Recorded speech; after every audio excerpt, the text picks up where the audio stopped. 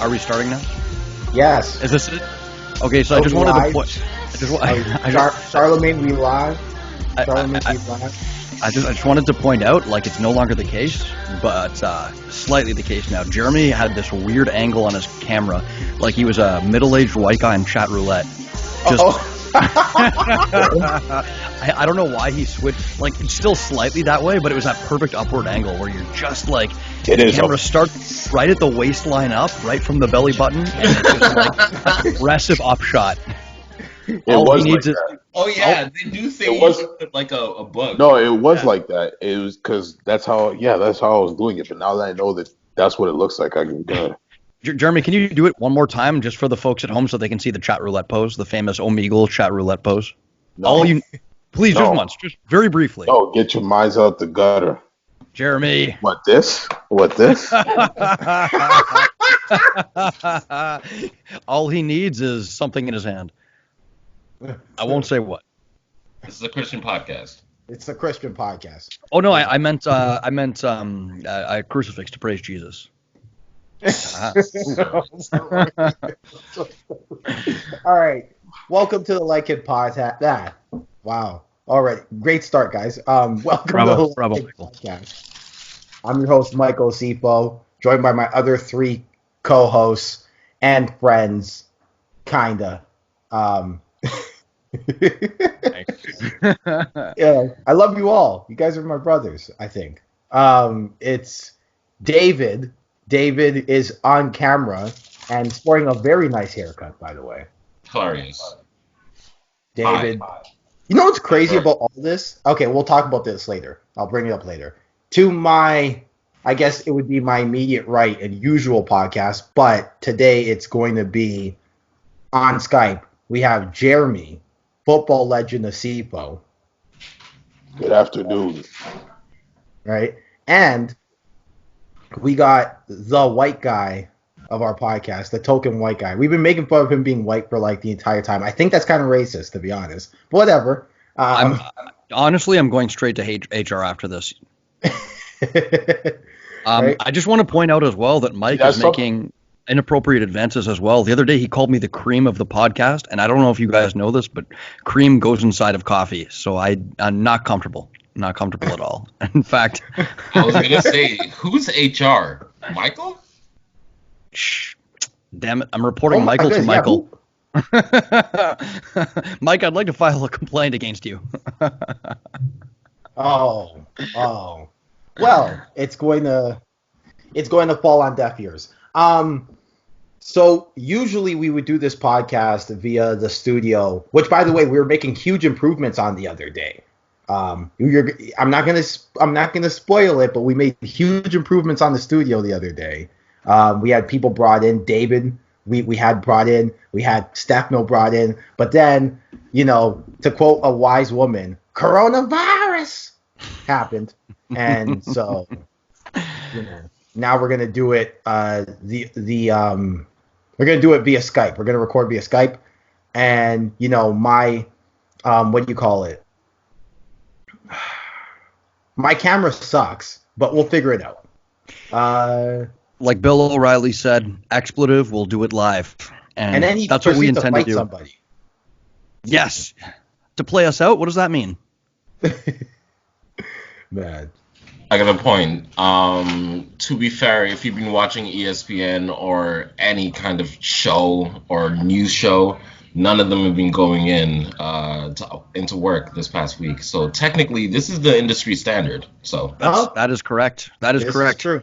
Blurry webcams, choppy internet connections is what sports broadcasting has become this week. So we thought we'd follow suit. Guys, from the Late Kick podcast, stay home. Don't go outside your house. There's a pandemic going on if you haven't heard already. We're doing the responsible thing, and we expect you to do the responsible thing too. Yeah, not to panic anyone, but it's a pandemic. It is a pandemic. Yeah. Ration up on toilet paper to eat. Do whatever you got to do. Man. Oh, get that edible toilet paper. The one that's made of candy flavored.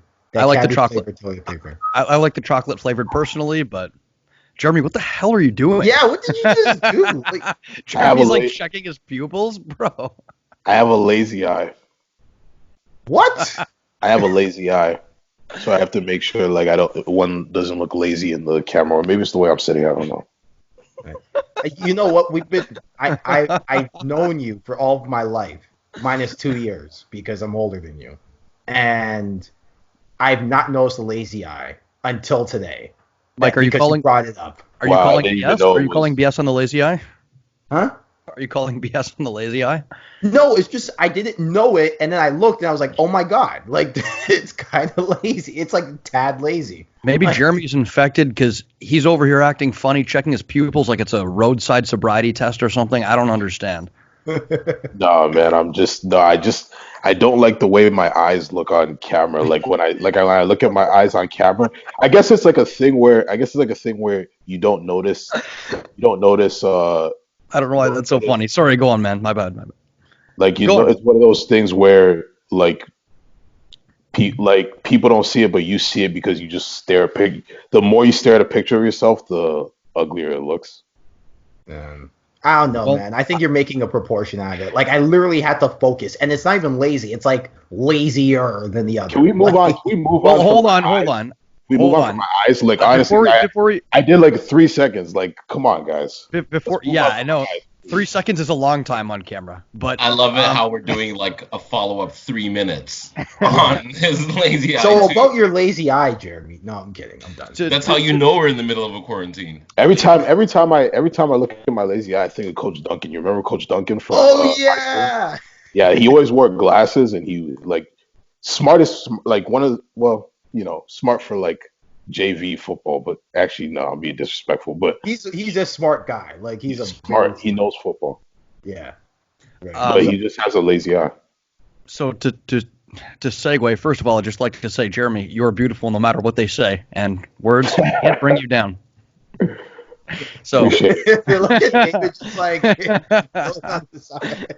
Appreciate I thought it. this was an MMA podcast. Jeez. So this is an MMA podcast, I swear. Speaking of bringing people down, how about people who tried to get brought down and then came back around and turned things around for them? Okay, no. That has to be one of the worst segues I've ever heard. He really is the white guy of the podcast. Am I right? Like, this guy. Okay. So today's episode, because there's nothing to talk about in sports, including the UFC, because despite the rumors of Colby Covington versus Tyron Woodley possibly going on, it did not happen.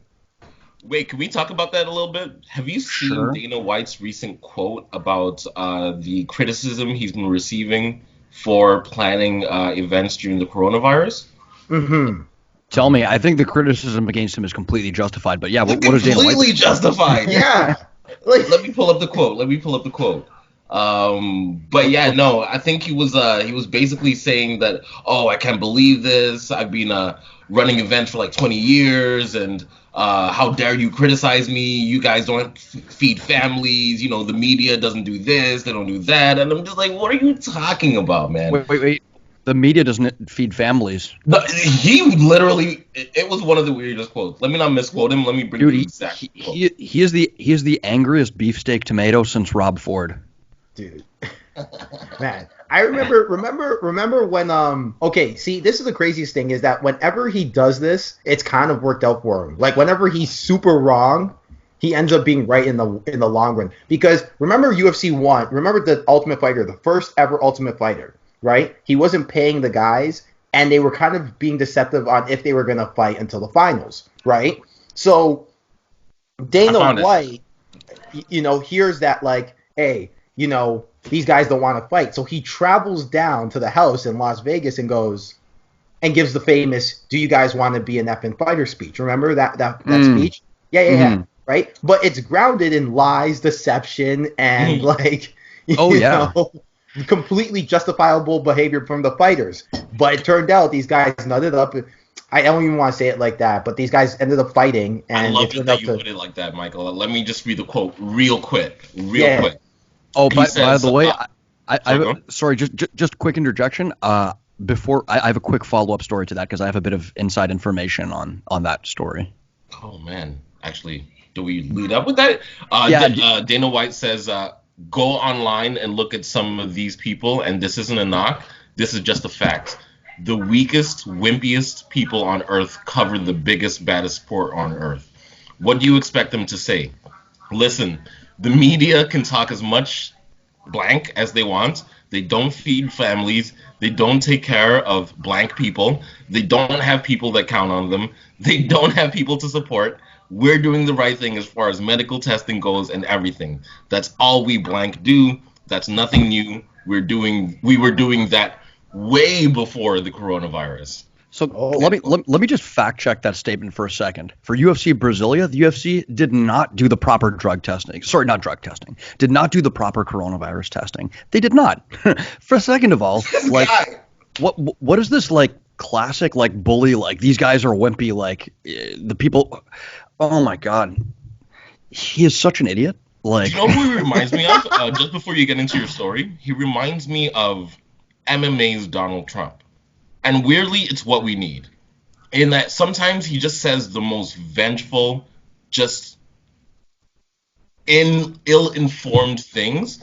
But as long as he's able to kind of power broker things in his way and make it make sense, then we're okay with it. So yeah, and he's a populist too. So he'll do what the people want. But in terms of actual substance and fair policies, like, come on, man. He is a crook. Like, he is a bit of a crook. I agree with that.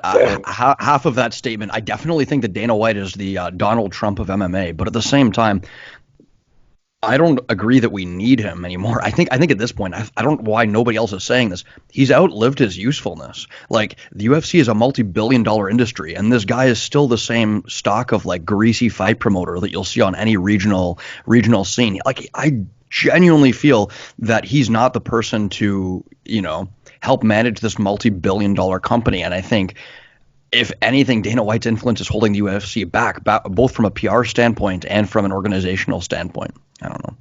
I don't think. I don't know. I don't know. You know what I'm saying? Like, honestly, like, these comments were irresponsible, man. Yeah, they were irresponsible. Some wild stuff. But just to sorry, jump go ahead. in, Michael, I don't think necessarily. I think he might still be a good mascot. Mm-hmm. And I don't think you can downplay his business acumen too. So I don't know what he's like behind closed doors and making decisions. I don't think he runs by counsel. Sorry, go on, Michael. No, I was gonna say for every thing like where he does this, there's the stories of him taking care of Chuck Liddell and Matt Hughes. Like, there is some good in him, right? There is, but at the same time, there's also like, it's the juxtaposition, right? Nobody is truly all good or all evil, right? And and you don't know the unintended consequences that happen for everything. Can I jump in here also? Go ahead. That's another key thing that a manipulator does. They control the narrative, and they do good things for the people that they like, so that when they get called on their blank, sorry, I almost swore there, when they get called on their blank, then they can be like, oh, but what about this and what about that? But really, they're just kind of diffusing the argument. So, let's focus on the task at hand. I completely agree with David. Like, taking care of 2-3 fighters very well because they gave their heart and soul to the company as company men doesn't amount to the overwhelming amount of bad he's done in shutting down unions, in like the whole scandal by paying fighters absolute peanuts, the Reebok deal, implementing USADA, which was a deeply irresponsible move. If you look at hold on. If we look at and we can get into USADA if you want, but if you look at the institutions and the policies that the UFC has implemented, I think overwhelmingly a lot of these in the modern era, I'll say, have not been in the best interest of the fighters. And I don't think taking care of a few fighters who are company men here and there really overrides the bad that he's done. Okay, I will say, I'm not saying, my point is not that Dana White taking care of like a couple fighters overrides the bad. What I'm saying is that you don't know, like, two things I'm saying. One is, no one is truly all good or all evil in their position, right? They've done some good, they've done some bad, One, So what you're saying is Dana White is a human being. Yeah, we got you. yeah, right. Yes, David. Thank you. But and two, and two, the other thing I'm trying to say is that like you don't know the unintended consequences of what you do when you take Dana White out and put somebody else in, right? That's the same argument that people use against making any major systemic change, though. That's also true. This is the way it is. If you change it, it'll be different. Like, sure, of course, yeah, we'll lose some of the benefits of a Dana White.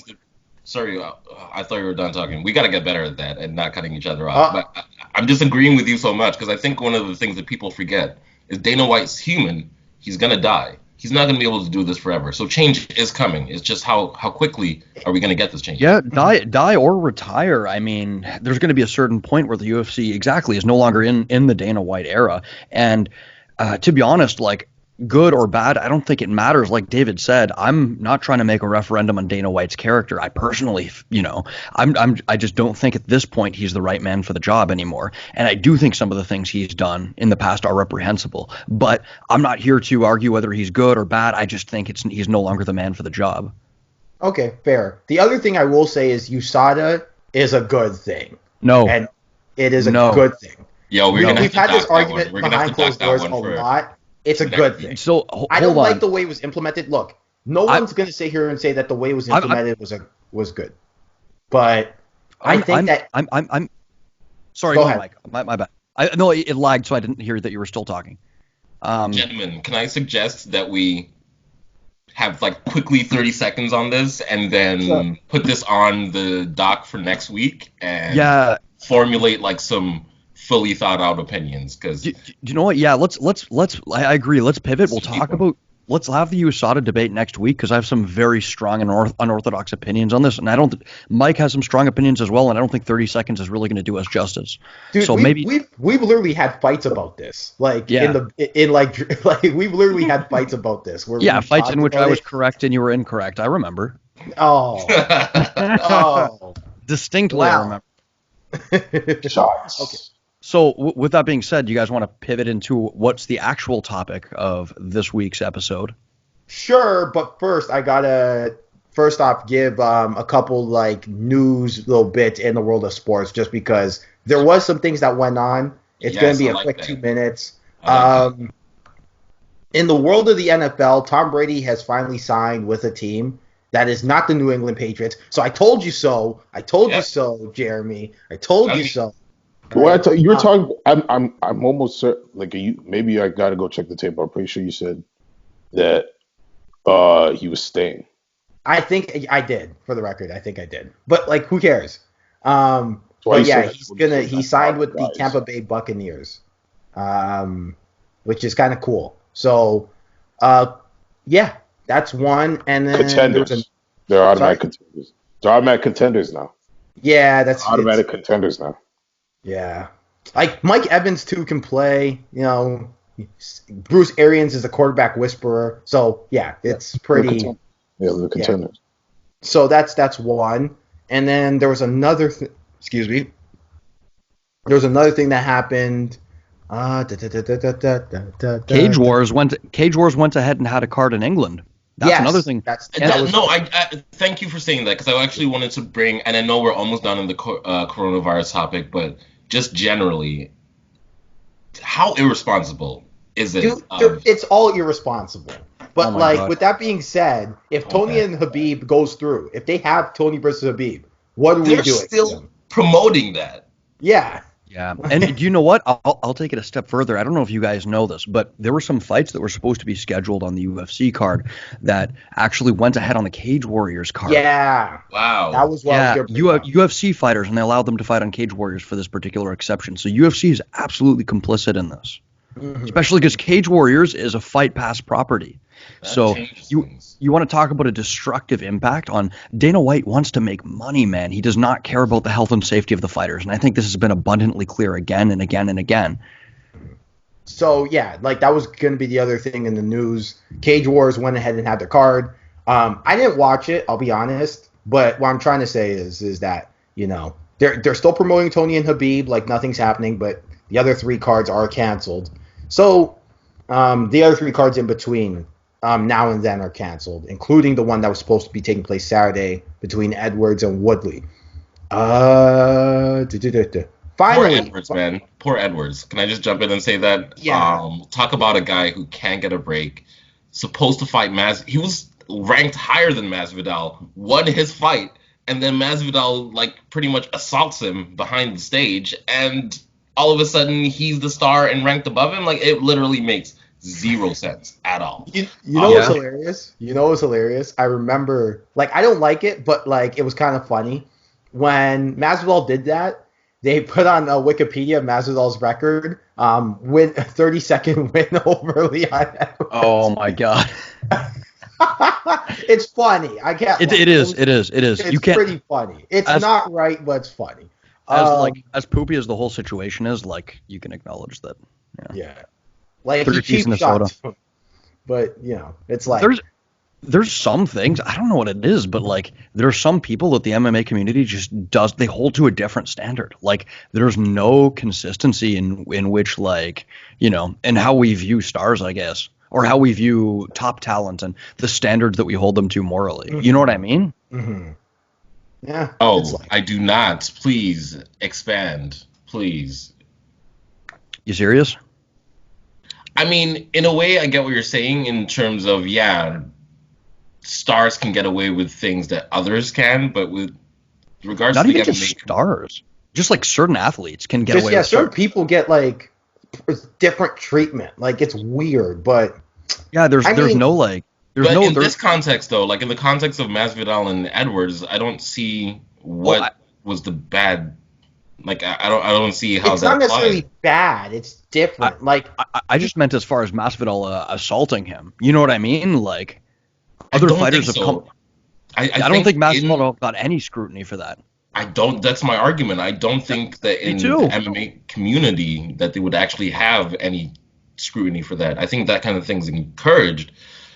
Well, I think some other people have come under a lot of fire for far smaller. Well, I'll say it like this. Let's say it was Michael Chiesa, right? Do you think it would be the same? It would be treated with the same fanfare, right? Yes, I do. Do you remember when Michael Chiesa tried to scrap Kevin Lee at the press conference? Like, come on. I don't know. People love that. Okay. This is what fight fans love. Let's bring up someone else. I don't know, like beating up a grandma, like Conor McGregor. That's one thing. But Grandpa.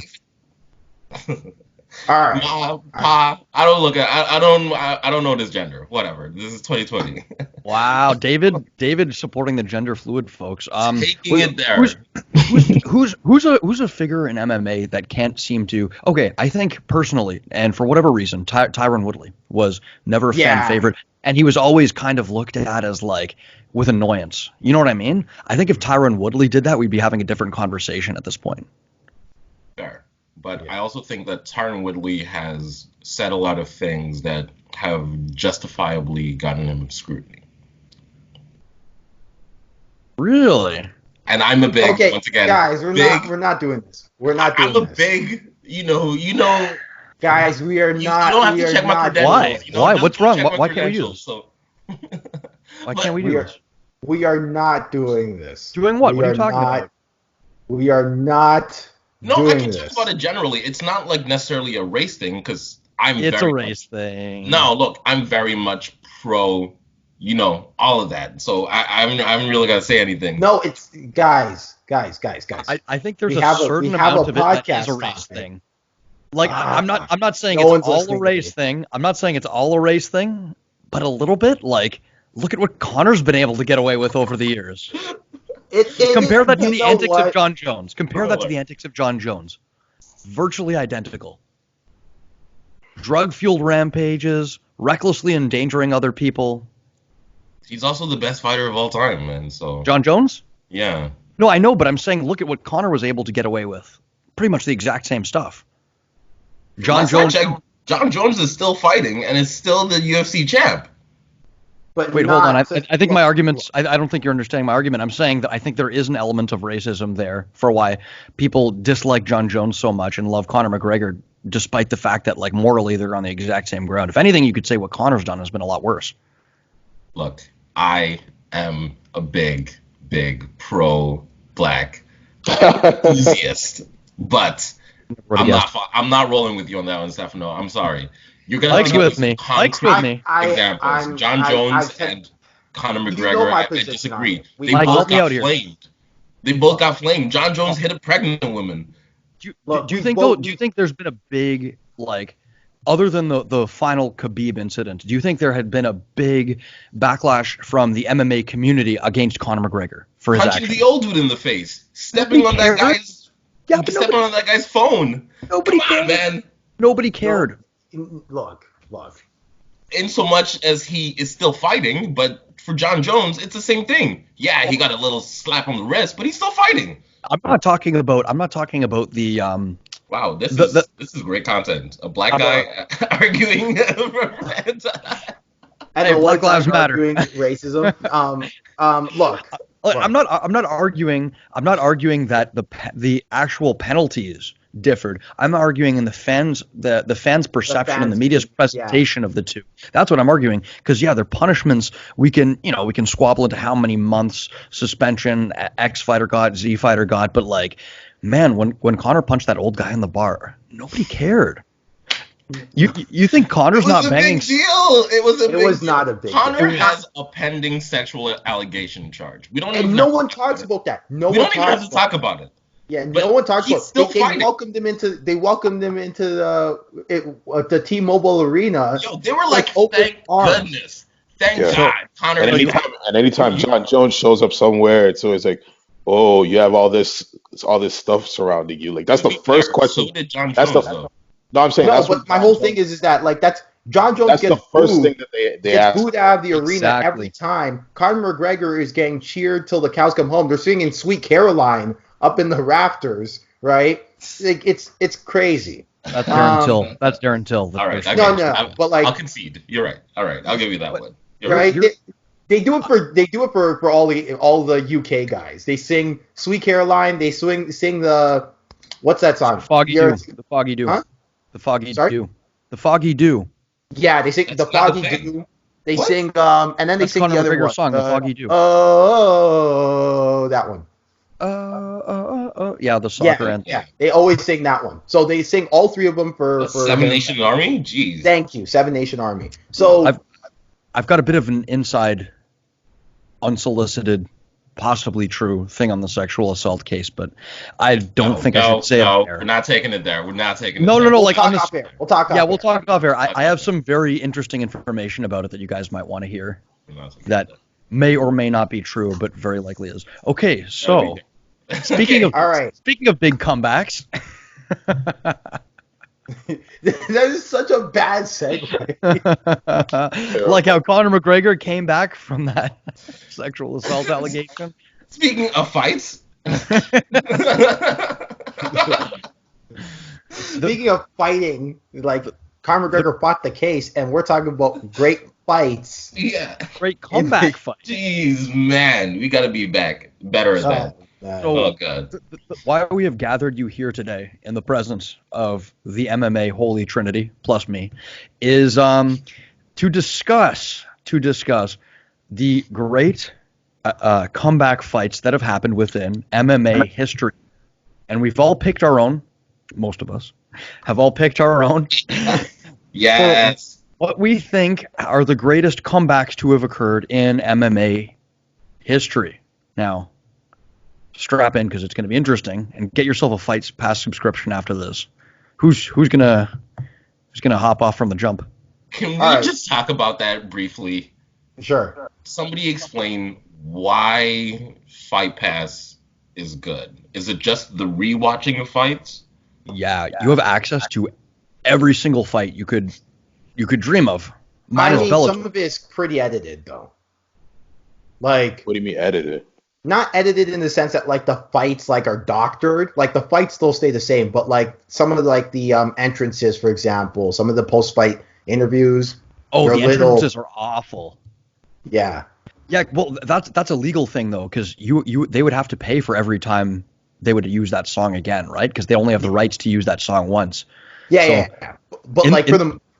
Sorry. Go ahead. No. In the song's place, they'll put this cringy, like, very stock music, like, Like, I was watching one of the fights. I won't say which one it is, but because I'm going to reveal that later. But a fight with BJ Penn in it, and you know how his classic like Hawaiian song with the guitar. Yeah. And then in its place, it was this cheesy like discount Limp Bizkit-y style rap rock. Like, we're in a fight now, coming out, tap out in a fight now. And then you hear Mike Goldberg in the back and BJ Penn, right? So it's like it's pretty bad, but like it's still pretty good content if you're talking about fights. You get other organizations. Strike Force, Pride, Dream, yeah. Right? I'm not even talking about not even just those. You're talking about like even some of the regional markets, right? You get to see some really good fights there. Yeah. Yeah. You just get lost watching endless fights on Fight Pass. Yeah, and then you know what? I would even suggest too, if you're really into it, Fight TV does some good shows. And if you're into the amateur, I actually had Fight TV. Not a fan. Not a fan? Fair. You know what it is with Fight TV that I actually have a problem with? Like their interface is so hard to use. Like you feel like you're in a maze. Not user friendly, eh? It's not user friendly. But Fight Pass used to be like that before the relaunch, eh? But now it's crisp. I like what they've done with it. Or do I get ESPN Plus? Nah. That's a waste of money. ESPN Plus probably doesn't have all the fights like that you want to see. Like, yeah, it probably just has like big ones or something like that. If you're a sports fan, ESPN Plus is the way to go, right? But if you're a fight fan, probably not. Like, I'm a pirate, man, so get it either way. Yarg. Oh man, you are a pirate. So okay, who's gonna lead here with our top? I'm gonna lead because I got 3 off rep, and we can just talk about them, and I can jump in on the ones I remember. Sorry, listeners, viewers, whoever. I apologize for my lack of preparation, my lack of diligence.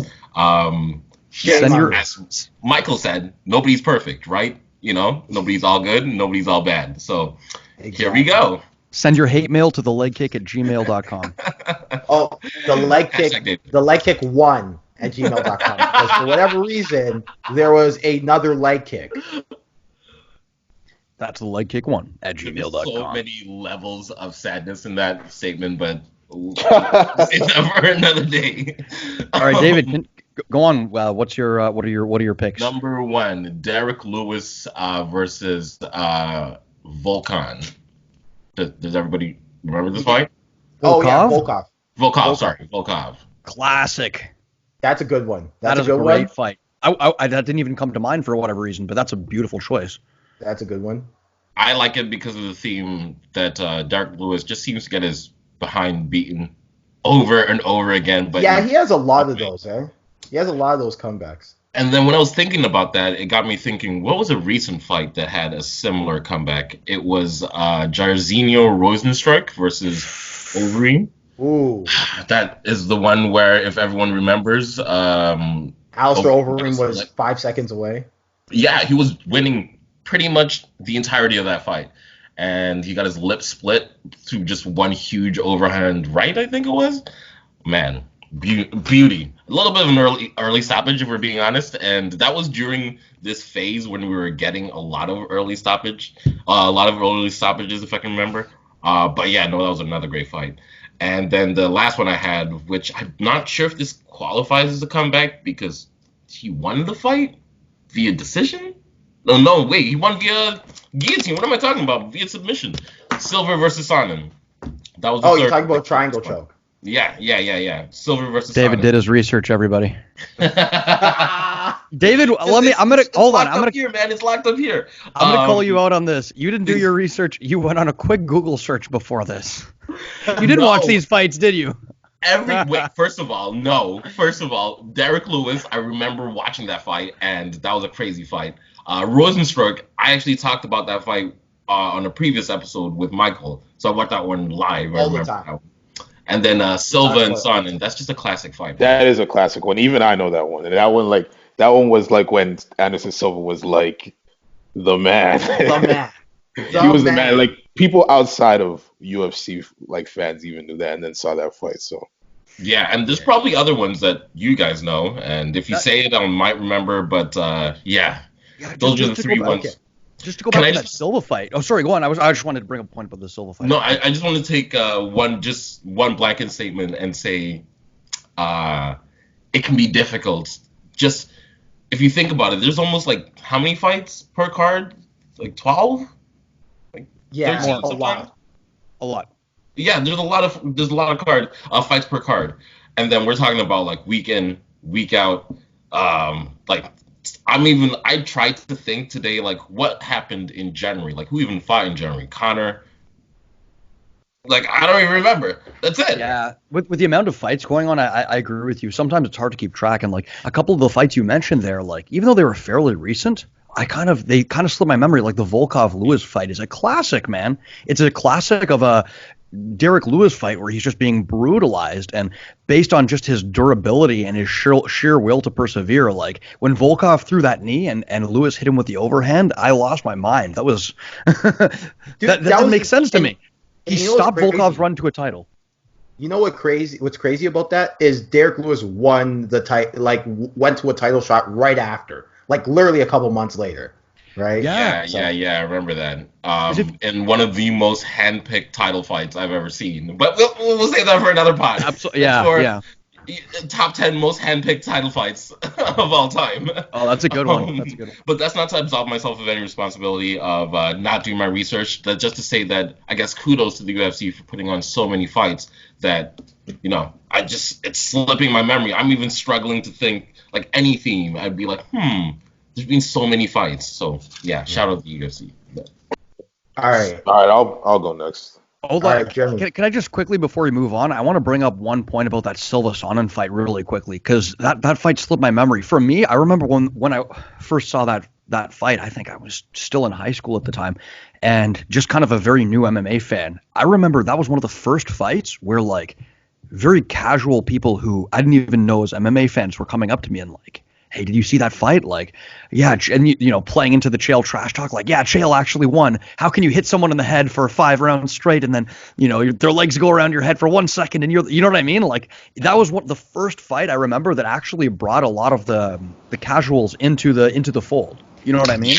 Yeah, just briefly on that. For me, what was surprising about that was going into that, I thought, because I wouldn't say I was a hardcore fan back then, but for some reason I was living in the UK, and for some reason a couple of my buddies were into like the old school Pride and Glory fights, so I knew who Silva was, and I thought he was unbeatable at that time. But man, I was super surprised to see Chael Sonnen not only put up a good account, but pretty much win it if it wasn't for just like that last second or that little lapse of concentration, or maybe, I don't know, maybe he that just is his Achilles heel. Chael Sonnen has tapped out 4 times to triangle chokes.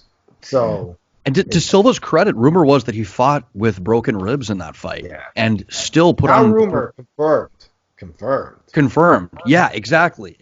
Which I fought once with a torn intercostal muscle, which is muscles torn in between your ribs. It's devastating. You can't move. You can barely breathe. Everything you do is excruciating. But yeah, I remember that time when Anderson Silva, just peak Anderson Silva, was on top of the world, and these new fans don't remember. Like, he was almost an MMA god. Like every contender, it was like a lamb to the slaughter.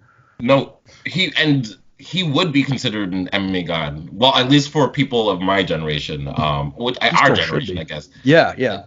Like if you think about like the top 5, like most iconic, not best, but like iconic, like you'd have to put him like top 3. Not, you know what I mean? Like who else? He's on your. I don't think he's the best. I don't think he's the best fighter ever, but I definitely think when he was going, he was the most fun to watch. You know what I'm saying? It's like the Roy Jones thing, where it's like when Roy Jones was going and boxing, no one was more fun to watch. Yeah. Anderson Silva, to me, is like the same way. When he was going, forget about it. I mean, put him on your Mount Rushmore of MMA. That's what I'm trying to say, because I feel like, don't get me wrong, he had a lot of boring fights. He had a lot of fights where he was clear. I feel like he reached a certain point where, in my opinion, he wasn't performing to the best of his abilities inside the time that was allotted to him. But man, I still think, like, if I compare him to like Krokop, who for me, is another one of those people who's definitely an icon of that era. Like he pretty much defined what it was to be a middleweight fighter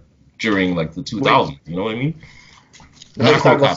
Sorry, I thought you called Crow Cop a middleweight for a second. The same way that Crow Cop and I guess Fedor, if you want to put him there. Who else would be a defining iconic fighter? George St. Pierre. George St. Pierre. Sure. Yeah. Even Matt Hughes to a certain degree. Yeah. Absolutely. Yeah, these are if you were to make a Mount Rushmore of MMA, but these, as far as the early, these are your icons of that early period, right? Your Chuck Liddells, your Rich Franklins, Tito Ortiz, Randy Couture, yeah. And obviously, these eras over here we're talking about are overlapping a little bit, Tito being a little earlier than, let's say, a George. But, yeah, at the same time, this is, these are the iconic figures we all grew up on, I think. Mm-hmm. Jeremy, sorry, man, we rudely cut you off. No, we gotta get better. But you see how you guys were talking that much about Kale versus Silva and GSP Kale? And all. Green, leafy, nutritious Kale Sonnen. He is from Oregon. Is Oregon. Is that Kale Sonnen? Oh, okay. He's high in vitamin A. That makes sense. It's CH. I don't know why I said. I don't know why Kale came to mind. But anyways, like the amount of wealth you have about those two fighters and their careers, I feel like you have to have that knowledge about each fight that you talk about on your list to be able to say, in your opinion, which one is the best. You know what I mean? And for the casual fan, all you can really do, if you even have some kind of knowledge, because even casual fans don't really follow the fighters' careers that much if they're not top fighters. But you can have comebacks in undercard preliminary fights, or you can have just because they're comebacks in the sport, right? So it's you have to have that wealth of knowledge for each fight that you're talking about, and it's my methodology to picking my fights was I took 30 fights that I looked at that were talked about, read about those 30 fights, took 15 of those fights, watched those fights, and then broke it down, and I was able to come up with 8 of what I thought was the best comeback fights, only because of what I know about the sport and everything like that, and then the story that I was able to find out about each fighter. But because I didn't feel confident, I knew the backstory, and like Michael said, the problem with the fighting streaming podcast is that you don't really have the post game interviews and stuff like that. It's kind of hard to figure out which one is the best comeback, because you need the story too in terms of bouts and stuff. So that's my first one. I'm just gonna say my first one was Tim Sylvia versus Andre Arlovsky. That. Wow. The second fight, wow. Going old school. I love it. Yeah. What the heck? No. Because I went back into the past to see in terms of which ones I liked visually and how far I went into the round. It looked like he was Arlovsky landed the big punches after it looked like it was going Tim Sylvia's way. This is a heavyweight competition, because Tim Sylvia, he lost in the first round against each other, and then it's kind of how a boxer, you lose in the first round, and then everyone thinks you're really gonna lose in the second round, and then it looks like it's about to go that way, and then out of nowhere you just switch it up. So I like that comeback.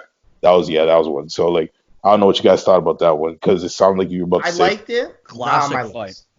I liked it. Not on my list. Hey, I like it. I like that Jeremy's bringing out the obscure, trying to rival me in the obscure references here. Yeah, that was I think that was an all-time classic for the heavyweight title back in the day. Yeah. But the problem with it, and the reason why it's not on my list, is that in hindsight, it didn't really mean anything, because people really the UFC heavyweight title doesn't mean anything. Well, you have to remember at the time. Hold on though. At the time, you have to remember that the Pride heavyweight title was the gold standard for the heavyweight title, right? And people kind of thought as the UFC heavyweight title as number 2, if not number 3, of the titles you wanted to win in MMA as a heavyweight, right? I agree. So That's a fair this point. is actually on my list. Sorry, Stefano, but I just want to say this is on my list because of the past, between these two specific fighters, not because of Yeah. the status Yeah. one has or the status the other has, and like kind of like how Anderson Silva and Chael Sonnen, they both had their like rivalry and their legacies. This one's based on two fighters and what I thought about the actual fight coming back in the actual fight. Yeah. No, that's fair. I'm not dismissing it, but what I'm saying is the reason why I wouldn't put it there is because if you thought about those two fighters at the time, you'd probably say Andre Arlovski's probably your sixth to seventh best heavyweight, and Tim Sylvia is probably like in around that area too. Because in Pride, you had guys like Crow Cop, Fedor, Nog, even Bob Verdum, Sapp was in Barnett. around that area too. Verdum, Sorry, go ahead. Barnett. No, Yeah, Verdum, Barnett. Well, Barnett, well, right? show me some of their comeback fights then. Yeah, God, no. yeah. Also, can I just jump in? I feel like it should be a spoil sport here and say that like anything, especially mixed martial arts, like I mean, it's in the word, it's super subjective. So I feel like it would be difficult, and I think this is something that happens a lot in like sports shows. Like we get into like, oh no, mine is objectively better than yours. No. I'm not saying you're doing that. I'm not saying you're doing that, but I'm just saying like in general, I feel like people get into mine is objectively like higher in the ranking than yours because of blah blah blah. And yeah, no, I like that he explained his methodology. And yeah. Why I like that too is because it's an era in MMA that largely I'd forgotten about, right?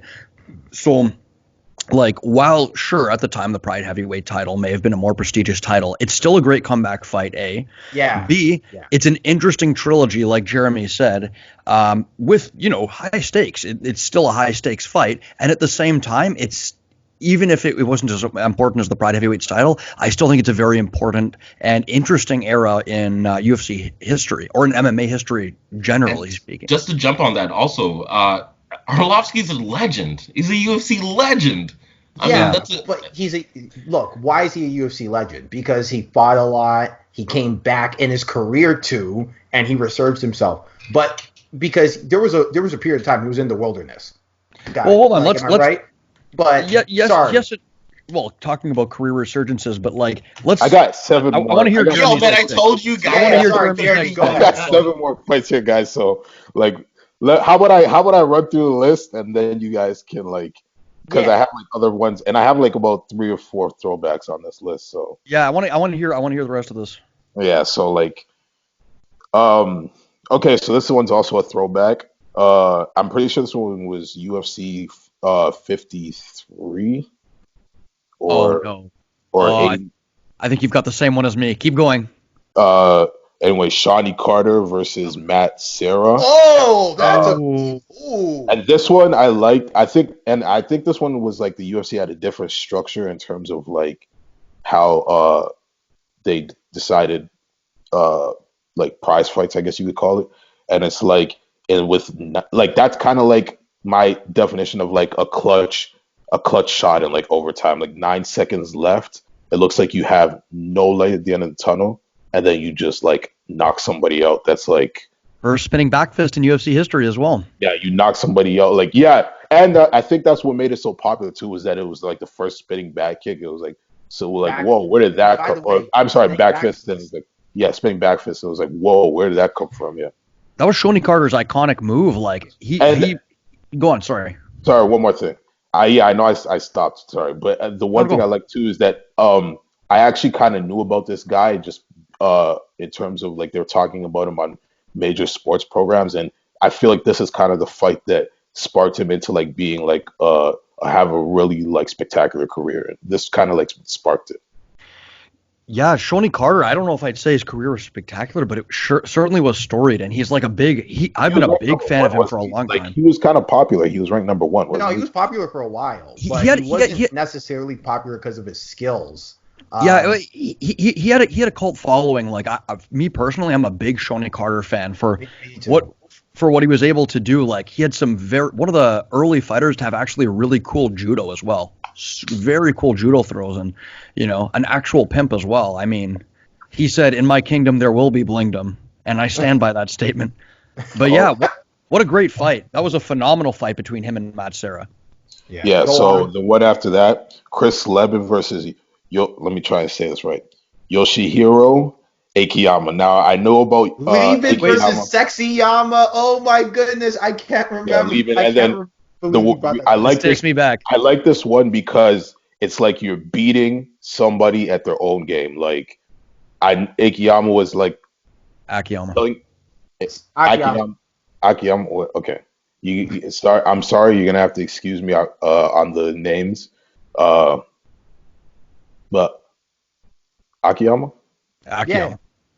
Okay, like he was dominating the fight on the ground and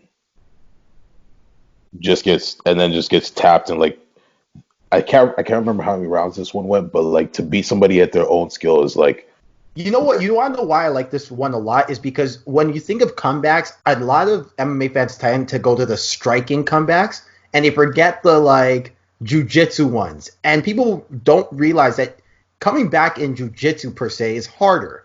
So I really like the fact that like you have one where it's like come back by grappling and not come back by, by striking. By way of So- wild strikes. Yeah, that classic fight. I mean, Lieben, I didn't think he had it in him to secure that kind of a triangle choke, especially against a high-level judo black belt like Akiyama. This one surprised me when I was watching it at the time. And Genuinely. at the time, Lieben was kind of thought of as still a wild man, right? Like, Yeah. And for him to pull that off, I think that really was, like what endeared him. Well, no, there was other fights that endeared him, but I think that's really where a lot of people kind of felt their love for Lieben is that it's like, oh, this isn't just a guy who just brawls and has a good chin. He fights. He can fight. He's legit. He has some dynamic skills. yeah. So that's these are in no particular order, by the way. These are just my top 10. Like these aren't based on like best to worst or anything like that.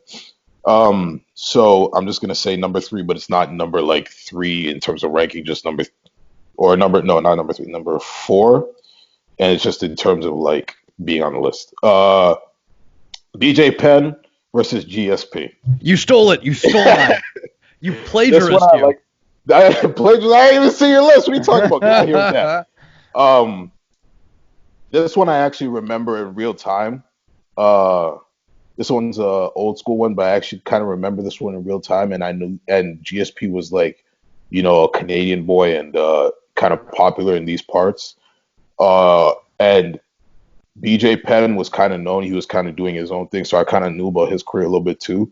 And he was just dominating the striking game, standing up with him, and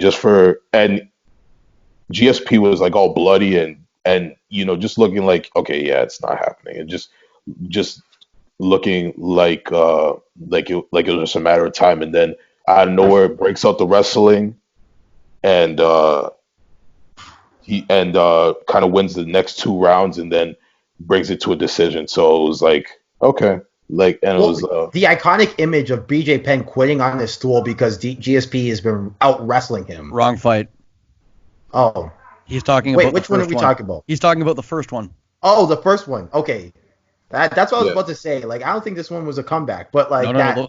The first The one was first one. very much a comeback. Where yeah, BJ the Penn first landed one that where uppercut BJ in the Penn's first kick- round. No, I remember it where he's kicking BJ Penn's kicking his what, and then Yeah, he landed that iconic uppercut in the first round that shattered George St. Pierre's nose. Like they showed it on slow mo, and when I was watching it, Jordan St. Pierre looked disoriented like the entire fight. So but he won that one, right?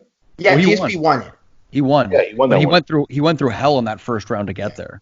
He Yeah. won by decision, I think. But like, yeah, it was. But like, I thought you were talking about GSP versus. Wait, Penn how many too. times? No, this is the first one. How many times did they fight?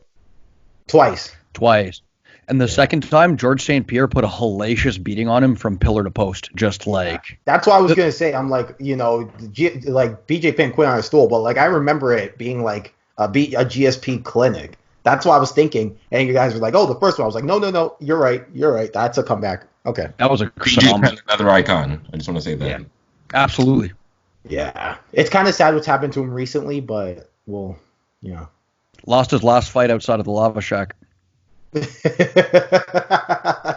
One day that could be you, Stefano. One day that could be you. Well, thanks for reminding me. It could be all of us, man. Like, we're outside. I'm outside the keg, and then all of a sudden. That's gonna be me and Mike scrapping outside of the keg, though. Man, I was gonna say the keg. My head bouncing off the canvas as Mike throws up a hook kick. Man, just like we're outside the Red Lobster, like arguing for the last Cheddar Day biscuit, and then all of a sudden. I can picture this. You told me it was going to be endless shrimp. All right, my bad. Jeremy, go on. Jeremy, continue, good sir. Cheddar biscuits. Cheddar Day biscuits. I love them. I just took in that a lot of my fights are actually throwbacks.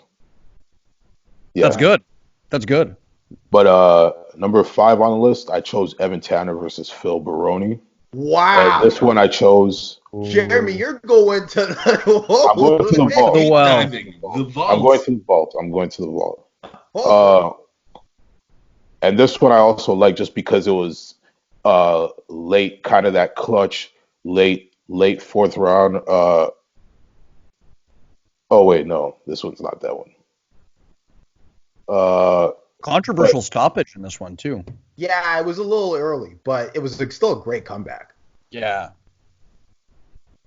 Yeah, either way, I like this comeback. I like I just like that he was being bullied the entire time and then just came back and got him a takedown. I like those out of nowhere knockouts. Yeah. So that one was all of my top 10. I also enjoyed watching Scott Smith versus Pete Sell. Of course. Man, the only man to survive a liver shot. Even I watched that one. Wait, the only man to survive a liver shot? No, the only man to survive. Sorry. So.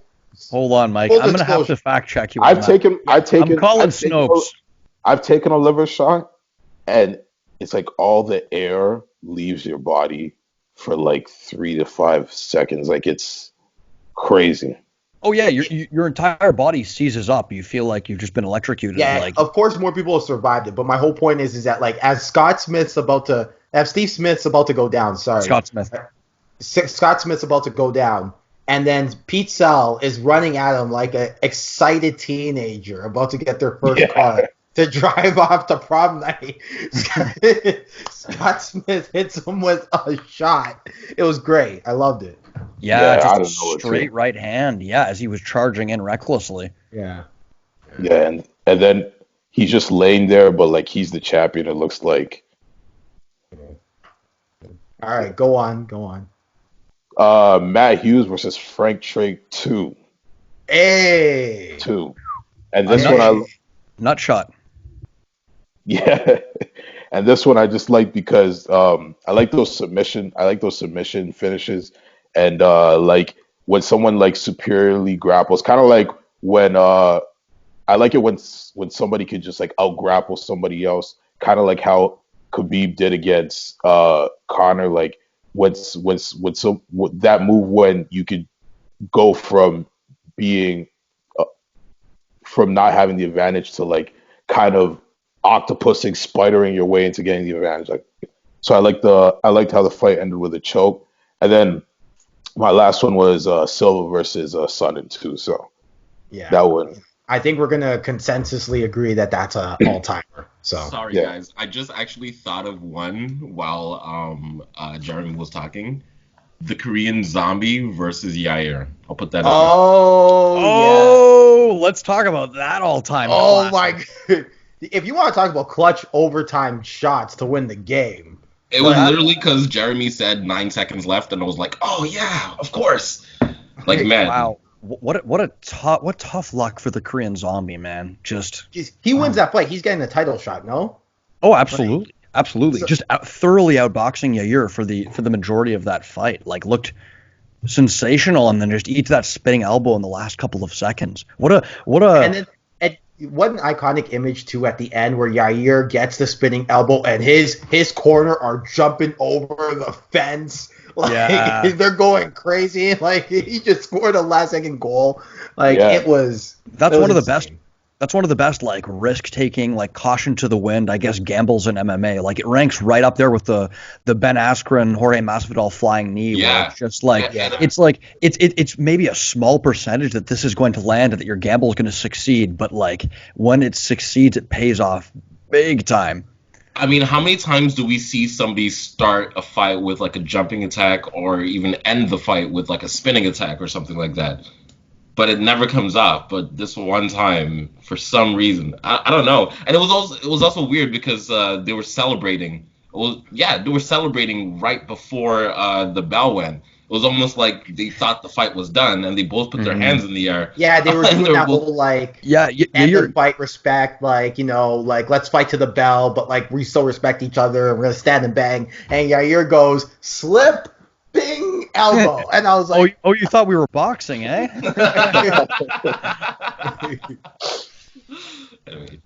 So, I only brought 5, but I'm going to go into a little bit of detail on them, as I like to do.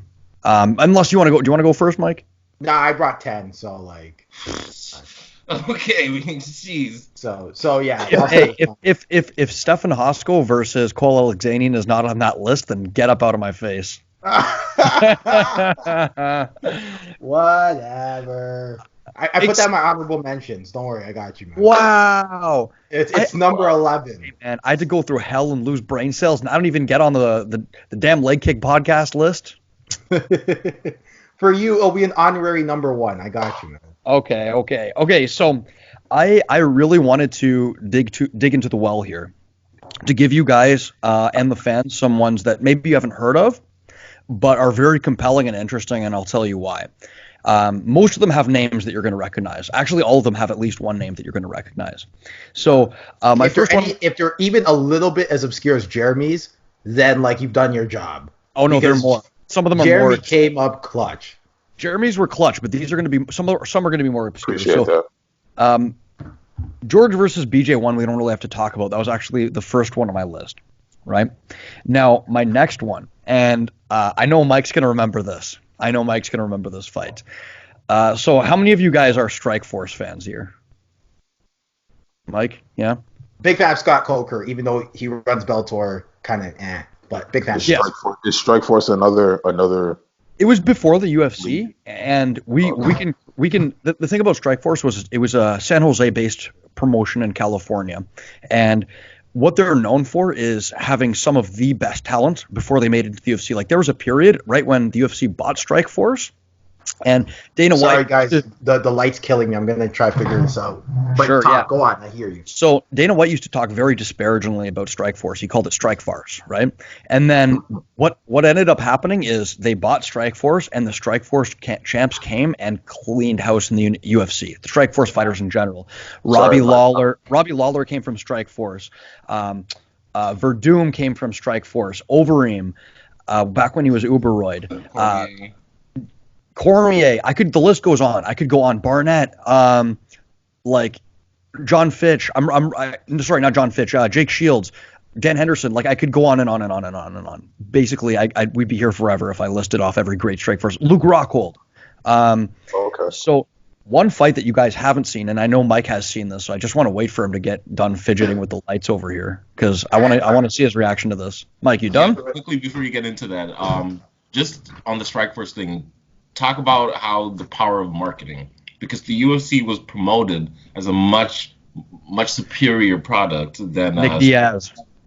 Yeah, Nick Diaz, yeah, absolutely. But in reality, as you said, a lot of Strikeforce people came to the UFC and did really, really well. And a lot of people feel like it'd be the same thing if a lot of Bellator fighters came to the UFC. So strong disagree, but me too. So, Mike. They're just struggling with the light. Michael, there's nothing wrong with the light. Like, all right, fine. I'm back. Well, there is something wrong with the light. I mean, but it's okay. So, Mike's gonna remember this fight: Robbie Lawler versus Melvin Manhoef. Oh my goodness! I know that fight. Come on, don't do that. Let me just give the backstory because this was basically the story is and from what I've heard from people is Melvin Manhoef wins this fight, he's in the UFC, and everyone's been clamoring for him to get into the UFC for at least 5 years up until this point. Yeah, so this is his first fight on in Strikeforce, second on American soil, and Melvin Manhoef, originally a Dutch Muay Thai fighter from Mike's Gym, which if you don't know anything about Mike's Gym, they are crazy windmill Dutch strikers that just left hook, low kick, flurries into combination, just absolute wild men. And Melvin Manhoef is this like quintessential Mike's Gym guy. Yeah, he is just a ball of muscle. This Dutch guy from Suriname originally, I think, and he's like a little shorter than Robbie Lawler, but just a ball of explosive muscle. He'd walk into the ring in these gladiator shorts, like the actual like the skirts that the gladiators used to wear in Roman times. Just a terrifying human being. And this fight is the only fight that I've seen Robbie Lawler get outgunned in a gunfight. So Robbie Lawler, who's known for standing and trading, the famous Roy McDonald fight and other brawls like that, Manhoef backs him up to the fence, and right away you see Lawler. Something's not right. Manhoef's coming forward, and Lawler puts his back foot on the cage and is just circling. There's a famous picture out there of Melvin Manhoef giving him an inside low kick, and Robbie Lawler's leg literally coming up to the sky like he's a gymnast. Like it was crazy. Like the arc of it was like a rainbow. I've never seen anything like that. And repeatedly. So Manhoef, what he did was he just began hammering in these inside low kicks. Robbie Lawler being a southpaw, Manhoef an orthodox, these inside low kicks, just bap, bap, just like cracking with these inside low kicks. And Lawler's legs go flying to the point where his stance is squared up and he's just standing, not even in a stance anymore. He'd use these low kicks and fakes to come in and just flurry on him. Body shots, uppercuts, and hooks, just tight punches into the pocket and go back out and ripping these kicks again and again. And Lawler's not really doing anything except being massacred. The commentators like Mauro Ranallo, they're like, what is he doing? Is he waiting for a takedown? Like, they've never seen anything like this of Robbie Lawler just being backed up and brutalized. And then out of nowhere, as Manhoef comes in and tries to enter range, Lawler, because being southpaw, throws this lead right overhand and cracks Melvin Manhoef right on the jaw as he's walking in. Just a wing shot out of nowhere. And Manhoef looks like he's been shot by a gun. Just falls to his back, eyes rolled back, and I don't think I saw him move for like 10 minutes afterwards. Just brutal. And it was just a hellacious beating Robbie Lawler was taking, And Robbie Lawler walks off doing the shrug like he's Michael Jordan. Like, it was crazy. Yeah, go back and watch that fight if you can. It's a classic. But, just a point on Melvin Manhoef, this is the reason why you need USADA.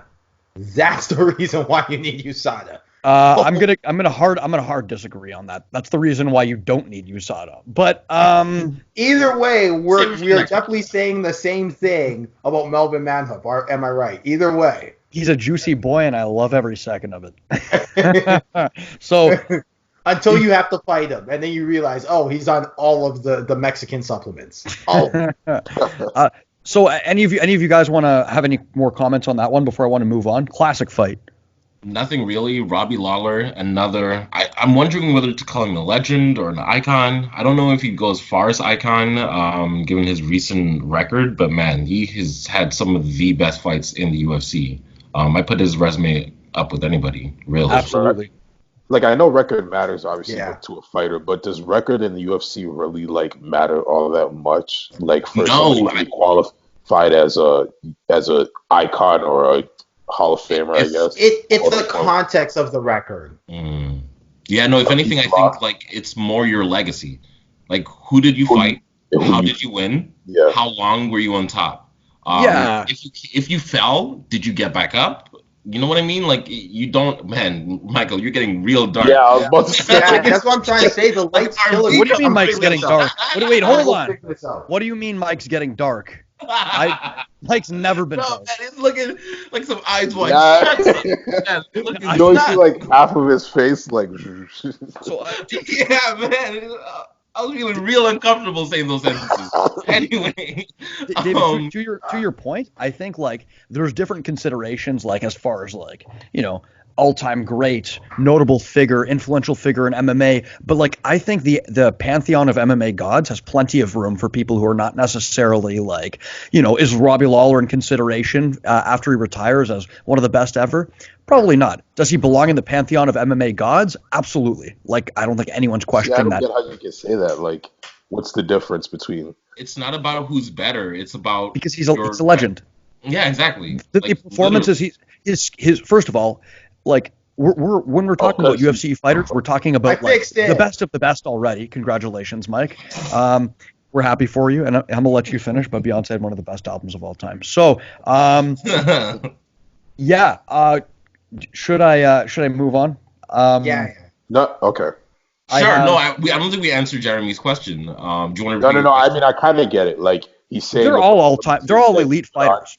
Yeah, like the performances he put on were elite performances, but his record has to be held against. So I get what you're saying. Yeah, for sure. I mean, I think one of the I think one of the few fighters whose resume is probably record is probably why they would go into kind of the icon class would probably be Khabib, for example, who's undefeated. I mean, MMA is just a sport where you don't get a lot of undefeated fighters, so if you manage to achieve it, then you kind of got to give it up. However, you also got guys like Brock who fought 7, 8 fights in the UFC, like not a lot. Yeah, he went and he lost a couple, like 5 and 4. Yeah, but what he was able to do with his limited experience was remarkable as well. I think it's about context, right? Like if in boxing, for example, no one remembers like that you are 34-1. They just remember that you're 34-1. Whereas with MMA, everyone remembers fight to fight to fight, what exactly happened, the context of your record. Like BJ Penn's a legend, but everyone will say BJ Penn's a legend and one of the top 10 fighters of all time or top 15 of all time. But then your casual fan will say, well, he's 15-16. Like, what happened? Like, there's also a phenomenon in MMA, I think, of like fighters fighting, not just fighting, but fighting at the elite level far past the period when they need to, because the UFC doesn't do setup fights. For better or for worse, we can have the discussion another time. But I feel like you have all these old legends that really should be riding off into the sunset. And if they're fighting a lesser level of competition, being fed to young, up-and-coming just wolves, Like, Michael, what happened? Also, no, but I'm agreeing. I didn't want to interrupt Stefano, but to counter you, Stefano. I think it doesn't work. No. To counter you, Stefano, you also got cases like Michael Bisping, and I probably said his name like 3 times in this podcast already, but sure. Where you wait pretty much till like his last couple fights is when he won the middleweight championship. So I get it. I know why. I can and you know better than anybody being a fighter. Like you always think you've got a chance. As long as you have some skills, you always think you got a chance. So. But to be honest, I think like to bring up Bisping before I continue with the list, to bring up Bisping, I think Bisping is he's a legend. And there's only one Michael Bisping though. Like that's the only case in which I can remember that happening of a fighter having that sort of legacy that Michael Bisping is. I can remember 10, 15, 20, 30, 100 fighters who carried on way past their prime and never had that. And honestly, with Bisping, the first sign of trouble where he was starting to kind of lose to these younger, hungrier guys, he left, right? Like, he was doing pretty well. No, that was a medical thing. That was a medical thing. It was also a medical thing, too. Guys, I wanna just quickly, Mike. I can't, like, you're just frozen on a screen. I know. I'll figure it out. Just go. Okay, no worries. So my next one, and this one I'm stealing. I have a feeling that Mike put this on his list because how could he not? This is the only one where it's kind of like the general. After this one, you guys aren't going to guess the other ones that I put on here. So Pat Barry versus Chet Congo. Yeah, I knew you'd have that one. Yeah. I'll let you talk about that one. I'll move on because I want to get a little more in depth into the other ones here. So it's not my favorite one. So, but let's talk about it after because if it's on your list too, I don't want to steal your thunder. So, how about Renato Moicano versus Renato Moicano versus Brian Ortega? Oh, Who thought about that deep one? cut. that's a sneaky one. That's a That sneaky is a good sneaky. one. I actually That think I was one remember of the that ones one. that was one of the ones that I watched too. But Yeah. So It's not um, quite there for me though. this is kind of I think endemic of a lot of how Ortega's career was going up until his title fight, and Man. people don't remember it this way. Like he was being handily beaten on the feet by Moicano with low kicks. Moicano has a stiff jab, flirting into low kicks and just brutalizing Ortega for a good portion of that fight until Moicano, for whatever reason, chose to shoot in on Brian Ortega. And for a good portion of Ortega's career, it was him getting beat up and then someone, for some reason or another, shooting in on him and giving him that front headlock position, which he's so dangerous from, with guillotines, with Darce chokes. Yeah, this is one where I'm still really excited for Moicano's career as a prospect. But this is one of those, some comebacks leave you like, yes, oh my God, like, this one left me like, just so kind of frustrated, like happy for Ortega, obviously, but kind of frustrated that we lost a valuable contender in Moicano, whose ceiling I don't think we've fully seen yet. But. And this is once again, just speaking on Ortega, who I actually kind of liked as a fighter. I liked his finishing. I just like fighters who finish in general, but who doesn't, right? Sure. And I think it speaks to his killer instincts also, kind of like Derek Lewis and Jair, I guess, when you're hurt and you can still get the job done. And most of the fighters on this list in terms of comebacks. But that speaks again to kind of what Jeremy was asking about, what makes somebody a legend, whether it's your resume or your record. And if you think about it, kind of reading in between the lines of what you were saying, don't get me wrong, he had some impressive wins. I don't have his record right in front of me, so I can't really look at them. But up until that title fight against Max Holloway, he had amassed I think it was 5 wins in a row or something like that. Yeah. And everyone was kind of singing his praises. They were like, "Oh man, this guy! Don't let him get you in that jujitsu." But when he actually fought Max Holloway, it wasn't really even close. So Yeah. it goes again to show that you might even get wins, but you're not going to be considered a legend just because you got some wins under your belt. Well, that's the thing. There's also the consideration that I think who we call a legend and not is subjective, in the sense that there are some divisions that are so deep that if some of these talents were in other divisions, would they be considered legends? Absolutely. If a Brian Ortega-esque fighter was at light heavyweight, let's say, or heavyweight, he would absolutely or like a Verdun. There you go. Perfect examples. But because 45 and 55 are so deep, I think there are a lot of fighters who are kind of lost to the annals of time that otherwise, would be in the No, for sure. Yeah, I always talk about Edson Barbosa, right? And how much I think. By the way. Guys, give me 1 second. I need to go to the washroom. You guys keep talking, and then I'll come back. But no, Mike, I'm even agreeing with you. Edson Barbosa is gone from the UFC, but he should be considered a legend. Some of his performances. I heard that. I was walking away. Barbosa's not gone from the UFC. He's moved down to 145. I thought he was gone. I thought he No. Barbosa moved down to 145. He's fighting at 145 soon. Oh. Look at that up. That's a weird decision, but okay. Look, I'll say this. It's one of those, when it comes to Ortega versus Moicano, back to just go to that one, is,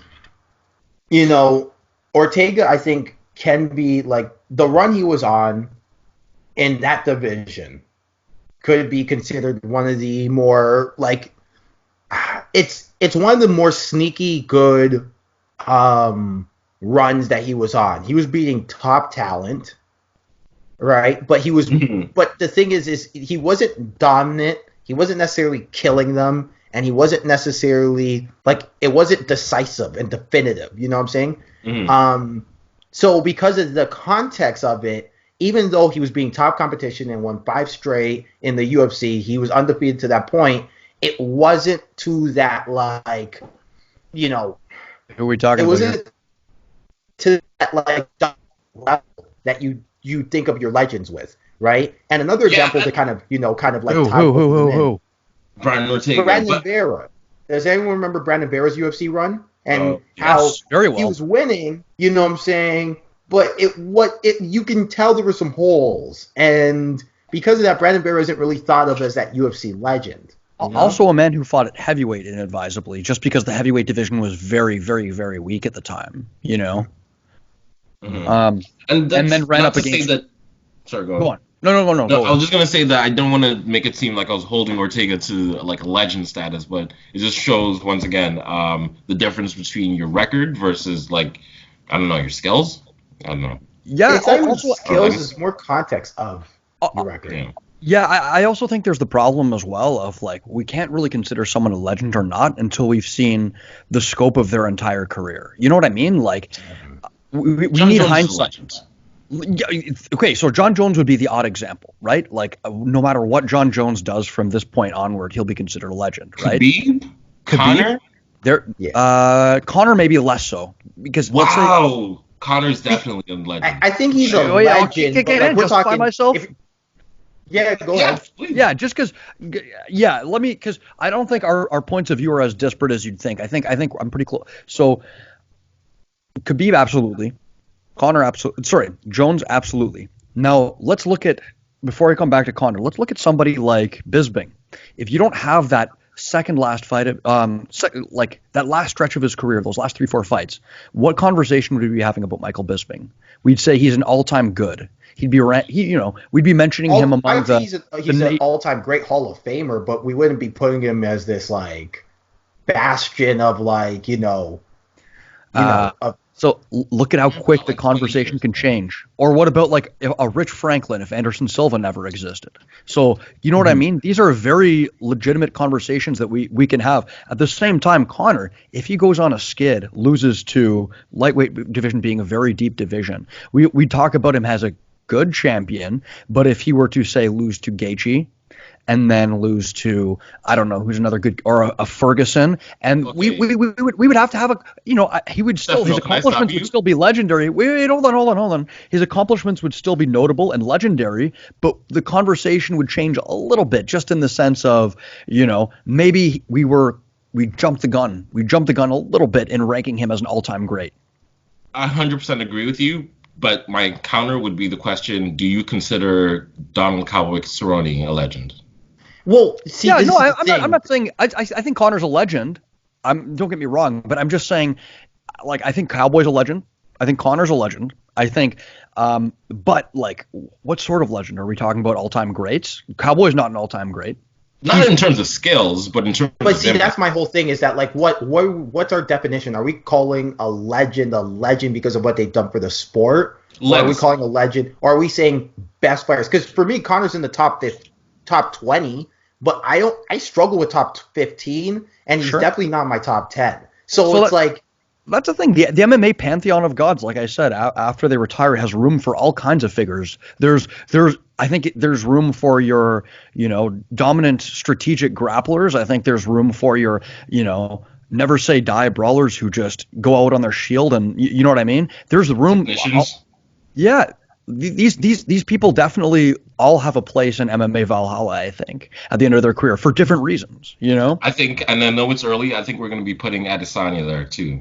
Something tells me. 100%. Yeah. For his title run alone. Skills? Yeah. For his title run alone and how he was able to achieve what he achieved in a short period of time, proving that Nigerian athletes are superior to Ghana. Let's go. All right. Yes, all right. I'm going to shut up. All right. Who's next on the list? David, he's playing you. Before you came on, he was talking ish about Nigerians. I believe it. No. You know what? On the pod, I would never. As long as on the record, I have it on tape. Stefano's not going to trust me with a secret anymore because he knows I'm going to snitch on him. Snitches get stitches. Before we defame my credibility here, I have one more fight to go. One more fight. And if you guys will let me, I'll go into a little bit of detail because this, I guarantee none of you have seen this. Allowed. I'm kidding. Oh, I almost swore. Ooh. Oh, please, Jesus, forgive me. So I'm gonna go into a little bit of detail about this fight. I guarantee none of you have seen this fight, but I guarantee that after I'm done describing it, all of you, viewers included, are gonna run to YouTube and watch it. It's not even on Fight Pass. It's on YouTube. Now you're gonna know one of these names. Who here has heard of Kazushi Sakuraba? I have. Yeah. Jeremy, you can get out. Oh, you're not even gonna give me like a little synopsis or okay, wow. Okay, no, I will. I just the fact that you haven't heard of Sakuraba hurts my heart. But Oh geez. Sakuraba defines the term Bushido essentially. He is a legend of Pride. Originally came from a background of professional wrestling, but trained in what's the name of that style that Burnett's trained in? Mike. Catch wrestling. Catch wrestling. Yeah, catch can. So he's a submission wrestler, and maybe one of the toughest human beings to walk the face of like the earth. Sambo? No, it's not Sambo. It's a submission wrestling. It's basically pro wrestling if pro wrestling was real. Like that's the best way I could put it. Oh, all right. This man would fight at any weight, anybody. He was an oversized, should have been fighting probably at. Are you talking about him versus the Czech guy, the Lithuanian guy? Lithuanian guy, he's yeah. Getting his, Yeah. Oh, yeah, absolutely. I'm getting into it exactly. So he would fight anyone at any weight, and you had to literally decapitate this man in order to get him to stop. He's an absolute legend for a couple of reasons. Even if you don't know, he introduced some things in MMA that we didn't have before. So the use of the Kimura in the way that he used it to escape from back control, and the use of a Kimura is a really a threat in MMA. Also, the first person to stand above people's guards and kick them in the legs. That was him. Nobody did that before. Sakuraba did that. Pioneer for a number of reasons, but a great submission artist, really rough striking. Hold on. Sorry, Stefano. Yeah. What do you mean by stand before people's guards? So go ahead. No, yeah. You could go ahead. You know when somebody's lying on their back?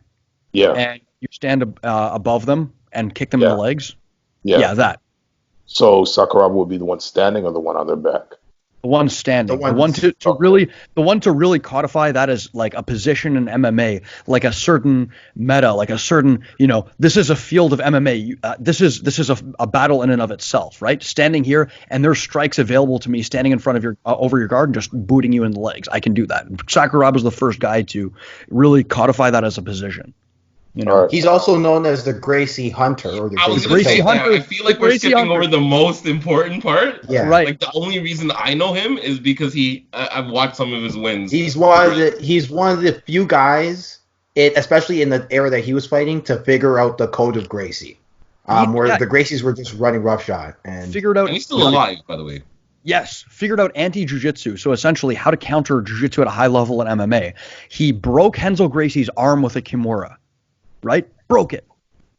One of the grossest arm breaks I've seen in MMA. He made Hoist quit on his stool. In an hour long fight. They fought for an hour straight. Or with some breaks in between, but for an hour long finish only match. Hey, why? What's that? Just why? Can I just give the non-MMA perspective? Because Japan. That's all you need to know. Man. Because Japan, man. That's literally fighting to like death. Sorry guys, my Wi-Fi is going out. Oh. All right, hold on. Okay, give it 1 second. Wow. 3, man. 2, so maybe 1. we are all right, we're back. Maybe we're not up to professional standards then. No, we're back. We're back? I don't think that was ever a debate that we were up to professional standards.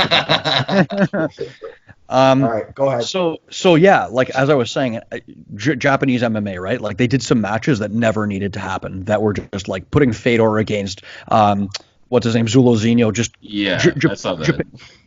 Japan is like, the promoters in Pride and Heroes and Dream, some of them probably deserve to be in jail, to be quite honest with you. And a few of the referees. Some of them might be in jail. We don't know. Some of them, if they're not, then they certainly should be.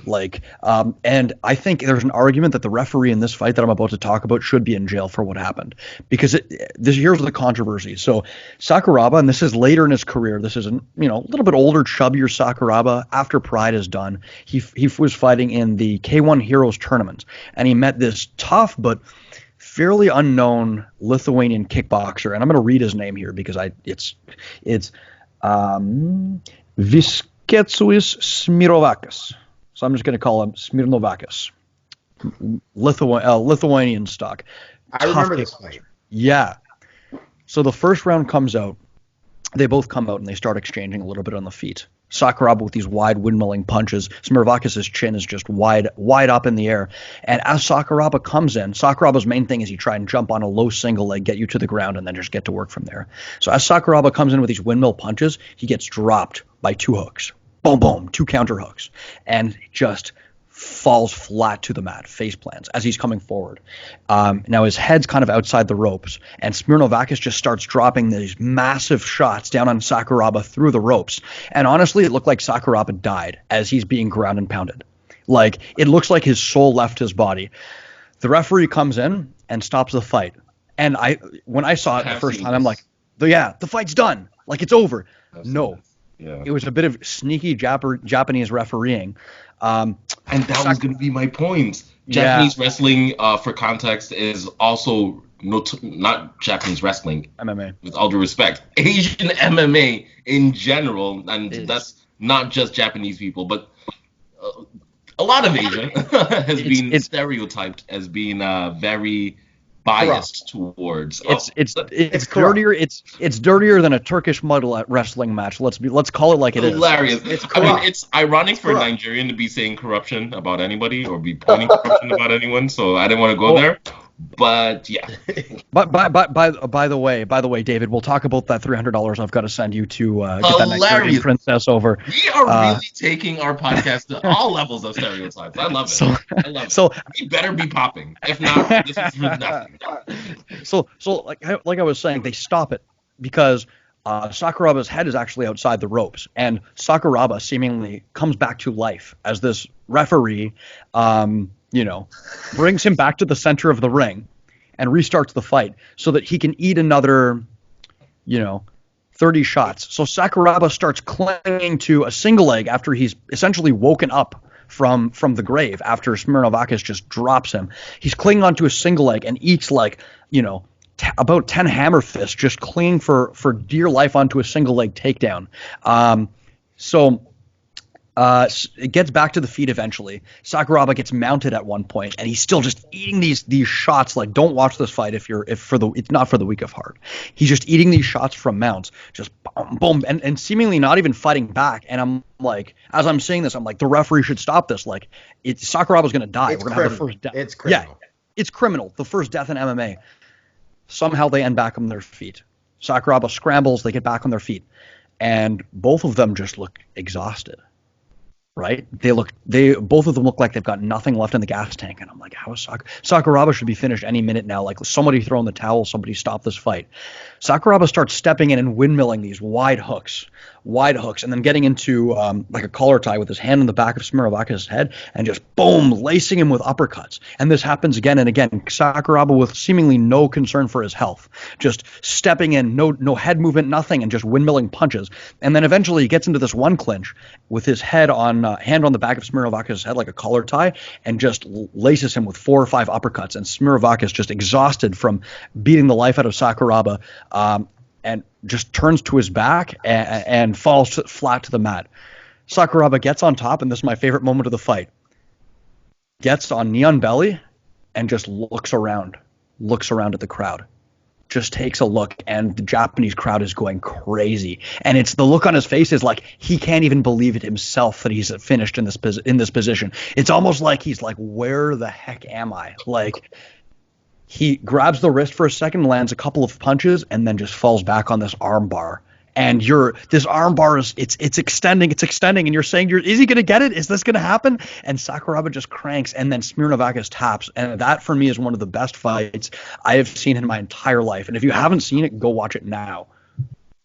Well, I like it. It's not on my list, and I'll tell you why. Right. I'll tell you why.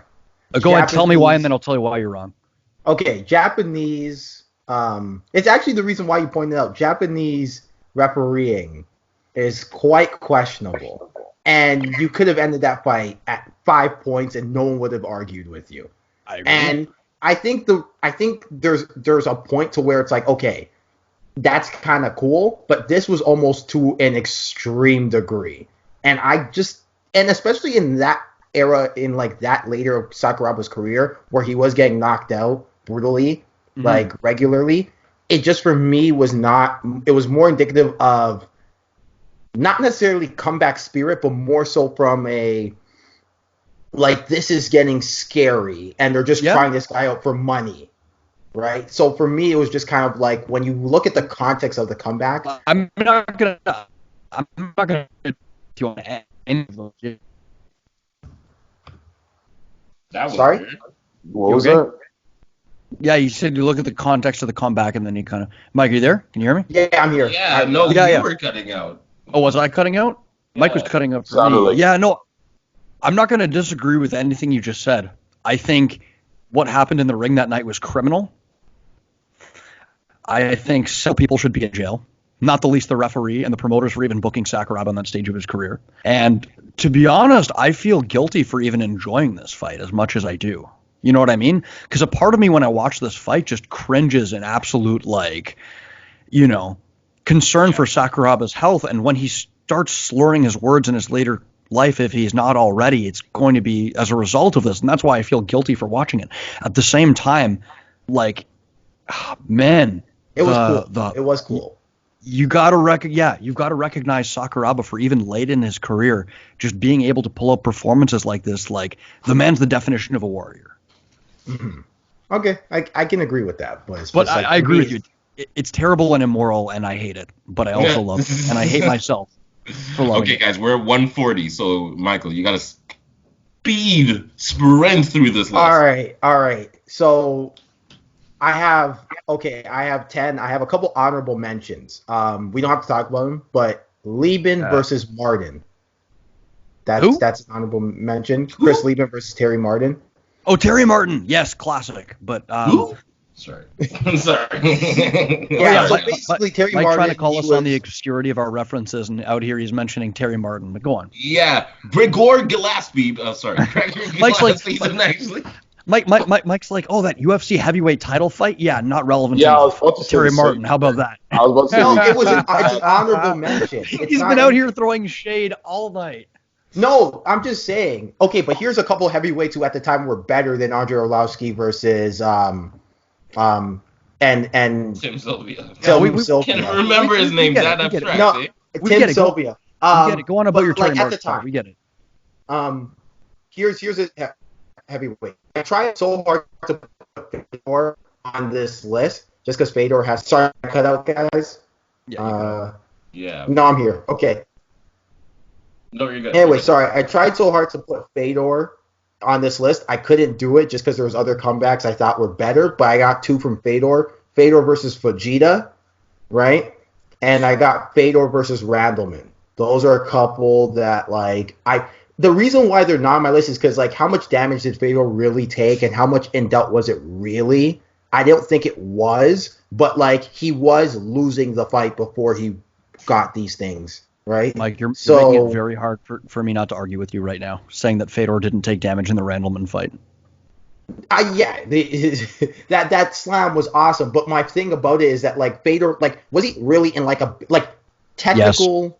technical jiu-jitsu wise? Was he in a bad position at that point? You know what I'm saying? Like, was he in a bad position? Hold on, was he in a bad position when he was nearly decapitated by a suplex, dropped from the top of the arena onto his head? Yes, I understand. Let's take it easy. He wasn't dropped from the top of the arena. It looked like it. Powerbomb him into the canvas. He did. Dude, Randleman at that point in time, Randleman is the embodiment of why USADA is a good thing.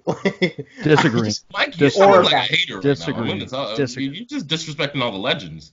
Dude, we're going to have this USADA conversation next week. Melvin Manhoef? You better be ready. You better do your research. Look at Randleman's body. Look at Randleman's body. Bro, and you're going to tell me that he wasn't on all the Mexican supplements? Sure, but you're now you're presenting a false dichotomy where there's either, like, you know, a Wild West where you can do any drug you like and a system where you can't do any performance enhancing drugs, but that's a conversation for another time. Like, yeah, no, if we're doing logical fallacies also, Michael, you're also making the fallacy of correlation does not equals causation. So just because he has muscles doesn't necessarily mean he was on all of the supplements.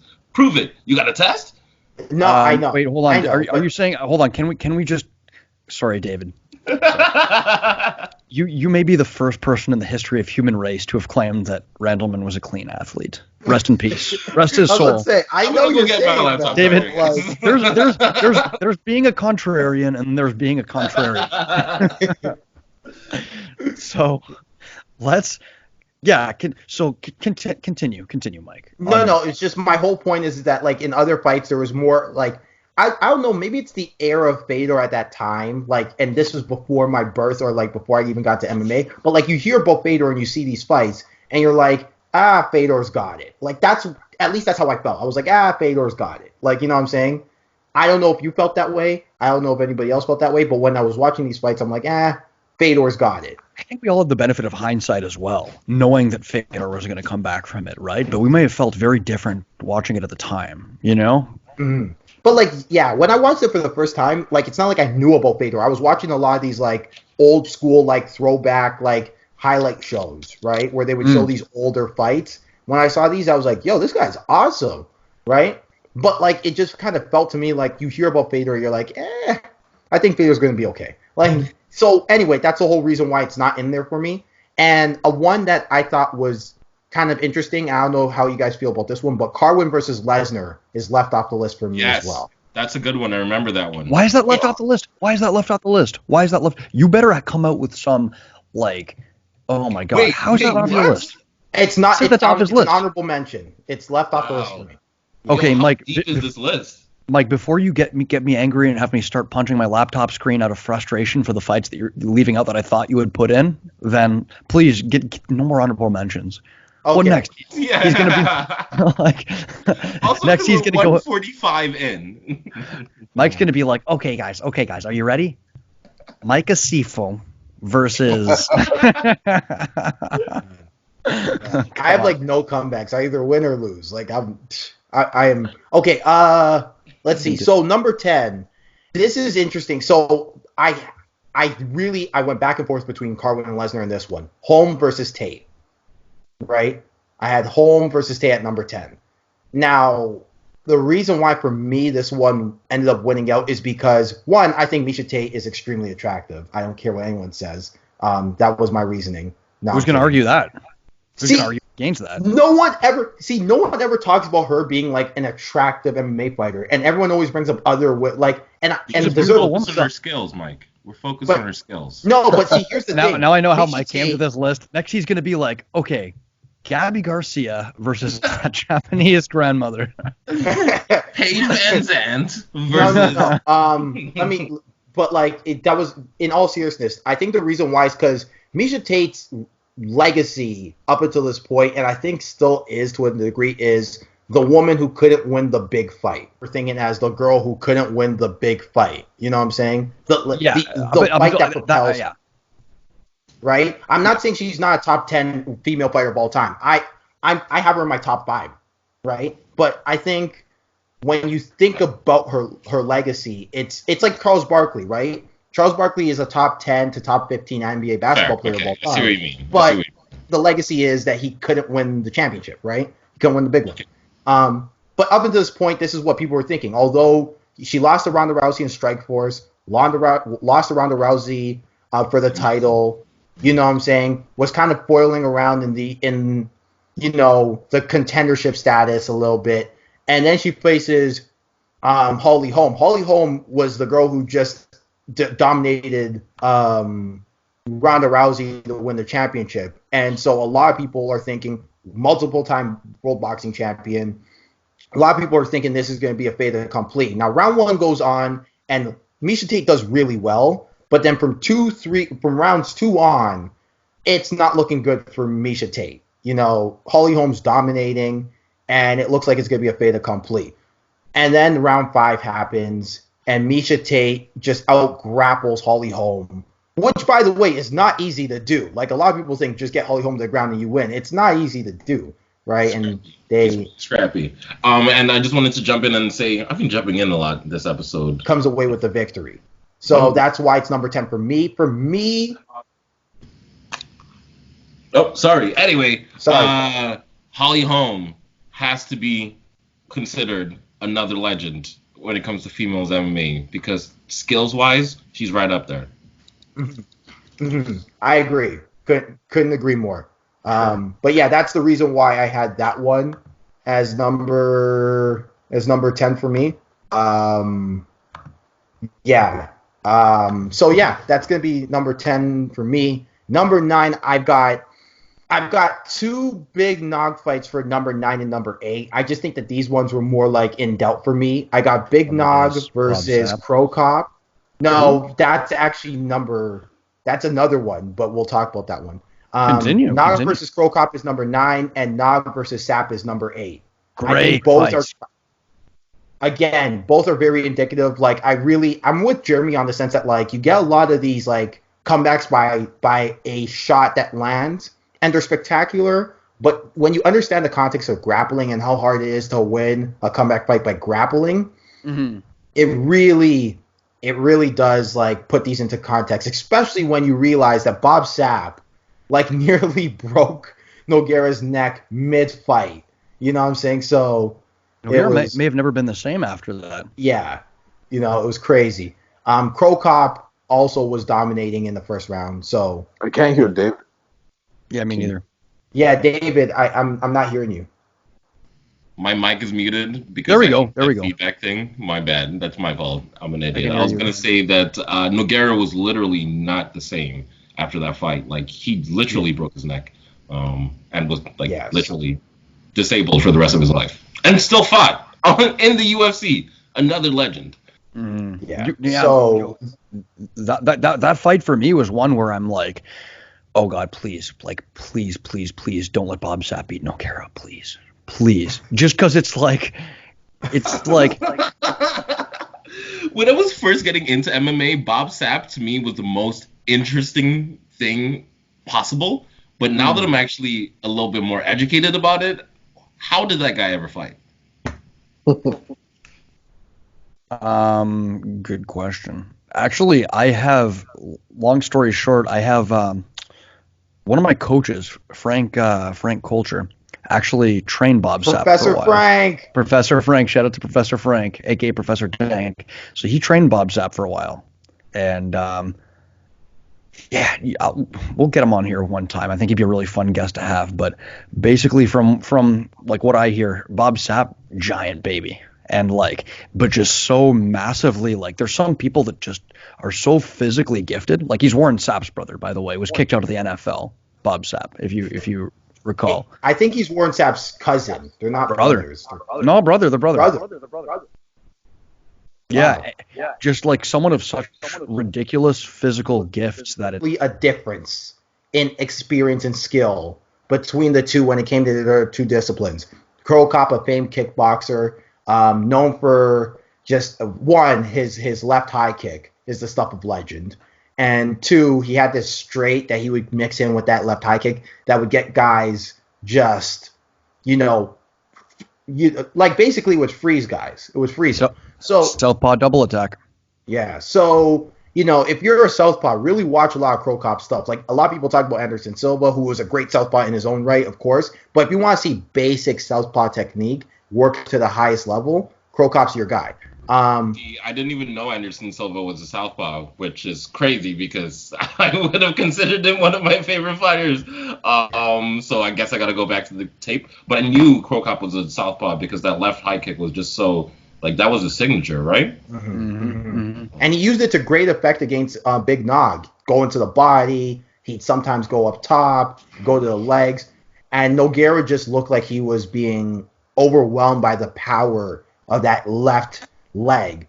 Second round comes in, he takes him down, and it's a fait accompli. And I just really like that whole dichotomy of there's different avenues to win in MMA. So, it's not only the fact that it's a comeback, it just kind of shows, the differences you can win in MMA as opposed to, let's say, boxing or kickboxing or a jiu-jitsu match where if you really feel like you're getting outclassed in one aspect, it's not all is lost. You can really just go to a different avenue, right? Mm-hmm. So those are my two big nog fights that are in there, and for completely different reasons.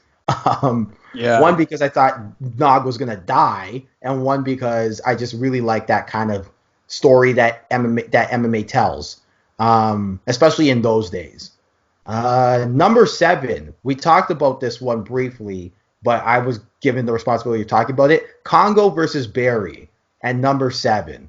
Now this one, guys, a lot of people talk about Hughes versus Trigg as being the best one-round fight, and it is. But if you want to see something kind of cool and kind of fun, go look at Congo versus Barry. Basically, Pat Barry, aka right now, a lot of people who are casual MMA fans know him as Rosemary Eunice's coach / husband, but he's also are they husband? I don't know, fiance, whatever. Love interest, significant other, right? But he was also a pretty good MMA fighter in his own right back in the day, and I say that like it was like 20 years ago. It was like 10 at most. But he, Pat Barry, basically was fighting this monster of a man named Cheick Kongo. Imagine 6'5", 240 with abs, chiseled from granite, and could move, right? Another reason why you saw that should be a thing. I'm kidding. Well, I mean, I'd just like to correct you that might be the first time that anyone ever said that Cheick Kongo could move. But go on. Oh man, my question was gonna be Kongo or Bisping. Man, I don't even know Michael Bisping a lot, but in terms of record, if Bisping had never had that win, do you think they have similar legacies? Bisping, and it's not even close. Yeah, Bisping, it's not even close. But the thing about Kongo is like Kongo at that point, sure, there might have been an argument, but as you go along in history, you see that Kongo really fell off the wagon a little bit. He lost a lot of fights. Yeah. Especially when I was getting really into it. I love cheering for 6'4" black guys and pause. Yeah, he lost. Whoa! It's not I that know. kind of podcast. I know. Oh man, David, I see why you come around here and why you train. Or, you're that type of guy, eh? Whoa, hey. It's okay, man. Don't worry. You're still cool with me. These guys over here, are a little homophobic, but I'm accepting of. I'm not. I didn't see what was wrong with that, bro. I don't know why you paused that. So Freudian slip. But anyway, let's get to the fight because Pat Barry. The fight starts and Pat Barry hits, Cheick Kongo with a shot that like puts Kongo basically on wobbly legs. This guy's looking like Bambi out here. And then he only to get back up and then get knocked on his butt again, right? And then only to get back up again. By the way, Josh Rosenthal, who was the ref for this fight, deserves a medal for keeping this fight going because I thought this fight could have been stopped a lot, right? But basically, Pat Barry knocks Cheick Kongo, rocks Cheick Kongo to the point where you can make a legitimate argument to stop the fight 3 times. 3 times. Drops him. Yeah, easily could have been stopped. And Cheick Kongo, basically looking like Bambi, going backwards, throws this picture-perfect, I want to say right hook. Tight little right hook. Sorry? Tight little right hook. Yeah. Throws this picture-perfect right hook that stuns Barry, and then an uppercut that drops Barry, knocks him out unconscious, and then Cheick Kongo hammer fist, walks away, fist in the air. Like nothing happened. I was like... Yeah, we're talking like 2 minutes of chaos. Just absolute chaos. I was about to say, and by the way, this all happened within 1 round. Like half a round. Yeah. So it was crazy. Number 6, I talked a bit about the classics, aside from Holm versus Tate. Let's talk about one that happened relatively recently. And I'm very surprised no one's talked about this. Darren the Damage Elkins versus Mirsad Bektik. How could we? Of course. I don't remember that fight too much. That was like I'm very disappointed. That was like a middle of the main card. Like when was that? Yeah, look, the reason why it's not higher on my list in terms of just emotional, something that gave me the feels. I think I got emotional during this fight. This should be number 1, but it was basically 5th from the top on the card. I think it might have even been on the undercard if I remember correctly. It was either the first fight on the main card or undercard. 1. And 2, since this fight's happened, Elkins has gone like 2-3, and Bektic has gone 2-2. So it's not really like it didn't really do much in terms of context of like where they've gone since. But in terms of just emotional vigor, it was like one of those things where it's like it was crazy. So going to the fight, basically, Mirsad Bektic is killing Darren Elkins before our very eyes. Round 1 happens, and Darren Elkins is a bloody mess. There is literally cuts all over his face, deep wounds. I think Rogan brought up the point that the fight should be stopped, and it wouldn't be a bad stoppage. Like it was that bad. Like they were like questioning why the doctor didn't stop the fight. Mirsad Bektic had him in a crucifix for about like 80 years. It seemed like just punching away at Darren Elkins. I don't know who was reffing that fight, but they're another person who deserves a medal for this one. Or to be in jail, but go on. Or to be in jail. Like, I don't know. Hard to say. Yeah, right. Round 2 comes along, and Elkins is not in a crucifix getting pummeled, but it's not looking good, right? And again, blood's everywhere, and it's all Darren Elkins' blood. It's all of his blood. It's getting ugly.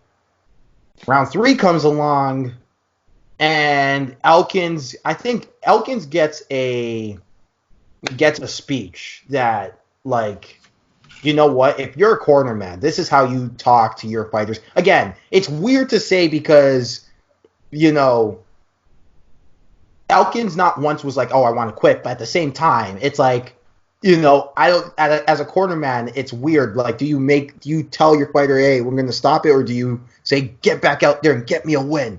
And he gets a speech that would make My Hero Academia look like tame, right? And he comes out there and Did you reference My Hero Academia? Yes, I did. Just wanted to make sure. Okay, go on. Right, and he absolutely goes out there and just puts it on Mirsad Bektic, who's visibly tired at this point. Hits him with, after they get back up from the ground, he hits Mirsad Bektic with a nice picture-perfect right hook to the back of the ear, and then a head kick as Mirsad Bektic is kind of going away inside the clinch, and folds Mirsad Bektic in half. And the celebration, as well as the commentary to follow it at the end, dude, honestly, I got emotional. Like, I nearly cried. It was crazy. My heart, like, honestly, the lump in my chest, like, welling eyes, it was insane. So that's why it's number 6 for me. It would be higher if there was any more, like, cultural significance to it. I got some cultural significance. Mirsad Bektic, training out of TriStar. So shout out, fellow Canadian, IAA. Mm-hmm. So yeah, and Mirsad Bektic, good fighter.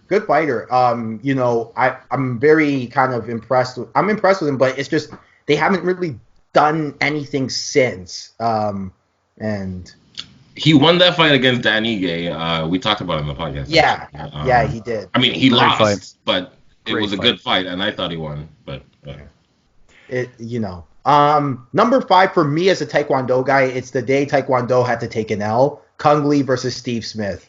Wait, I just need to quickly interject. Every day is the day that Taekwondo takes an L.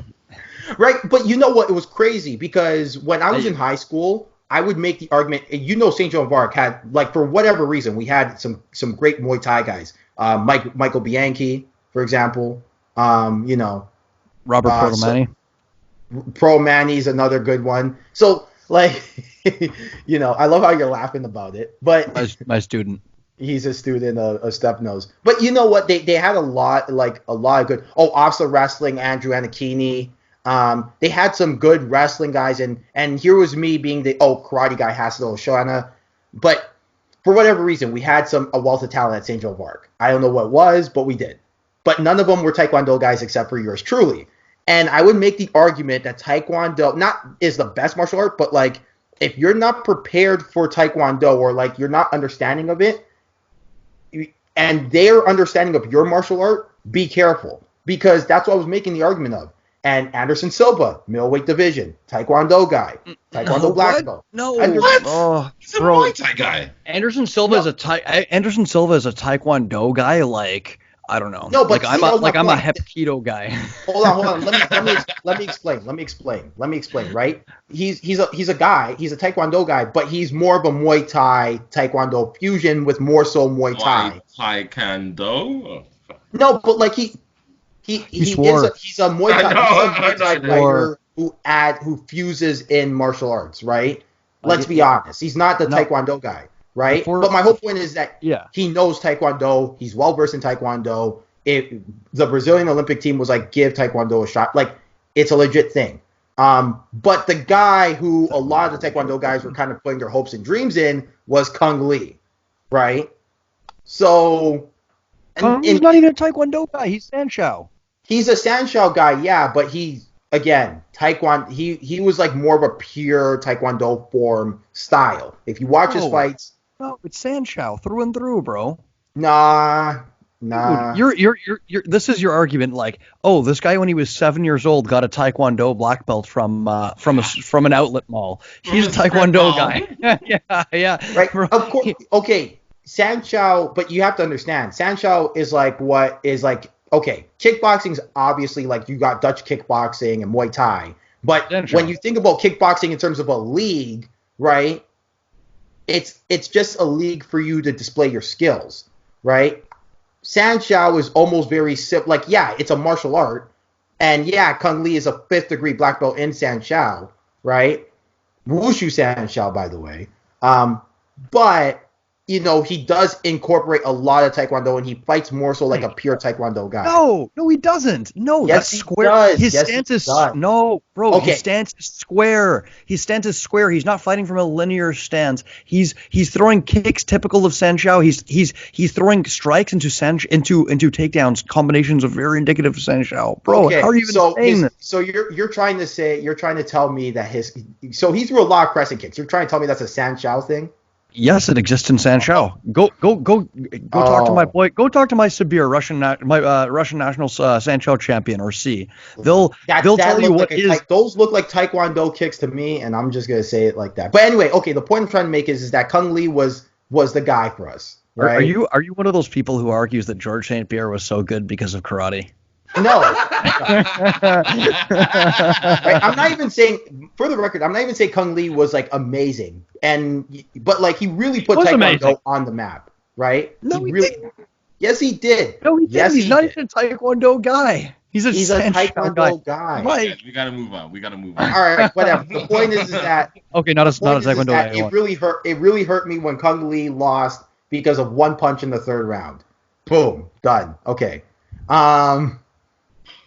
Next, number 4. This is one I'm also kind of disappointed no one talked about except for.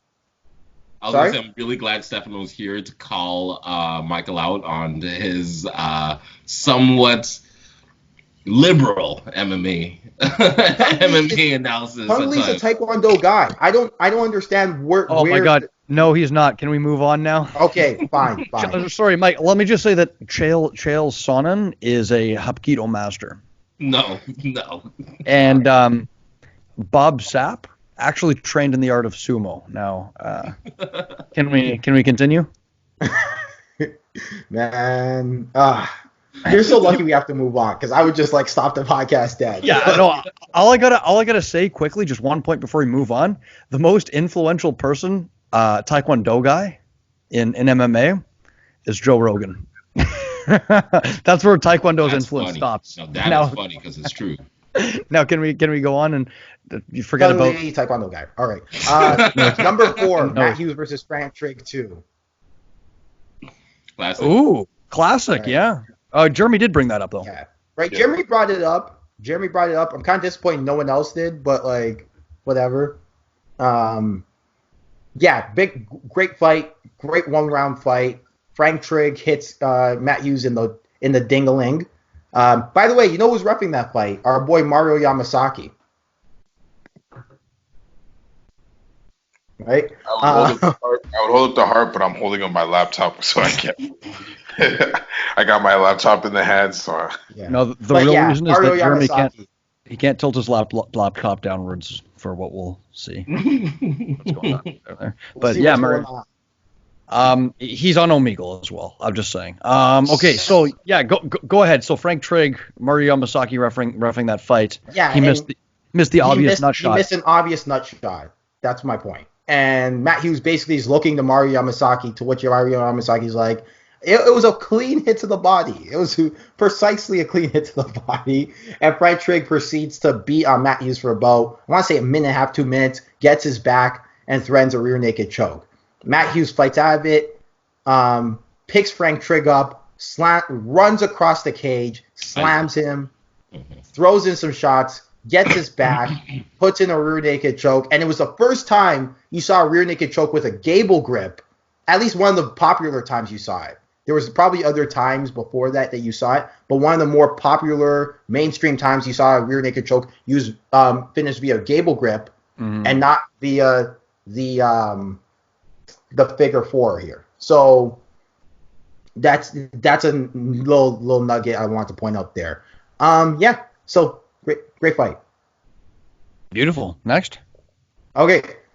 Number 3, I got Diaz versus McGregor 1. Now, it's not my favorite comeback per se, but in terms of like, I think the reason why I have it so high is cultural significance.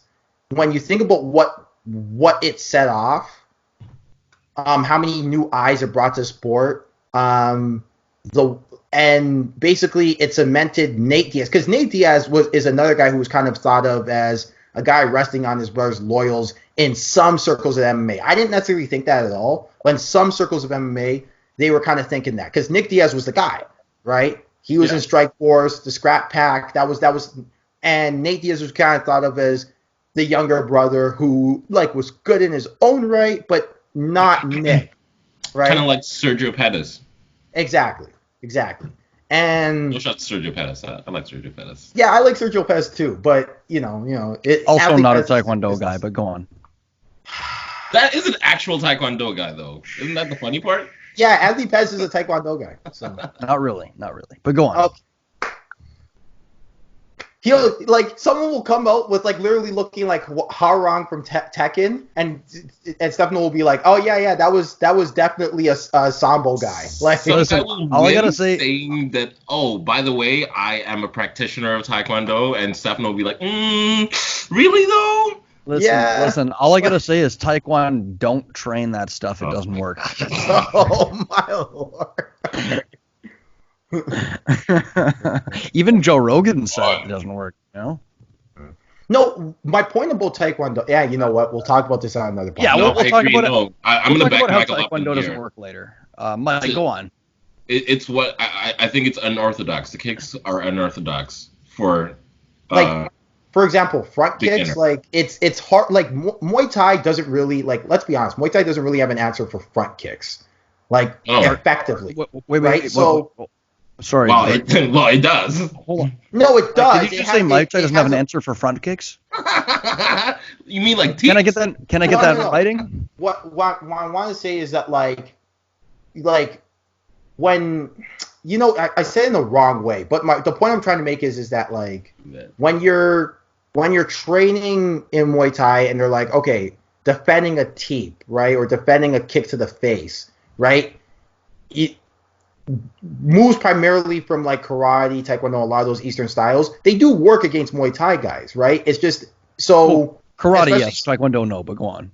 But the point I'm trying to make is that like, why are we talking about this? But I guess the point I can make in like a quick second is, there are things about taekwondo and karate and Eastern martial arts that, although dismissed largely, they can start to catch a lot of these more popular styles in MMA off guard if people are not necessarily careful. Yeah, let's meet in the middle. Let's meet in the middle. I agree with you. Karate can certainly do that. Taekwondo can't. Okay, sweet. What's your next fight? Hilarious. And I was gonna say that there's plenty of Eastern martial arts that actually have been proven to be effective. Judo, for example. Let's see. Edgar versus Maynard 3 is gonna be my number 2. I think we all can agree that was that trilogy is an excellent trilogy.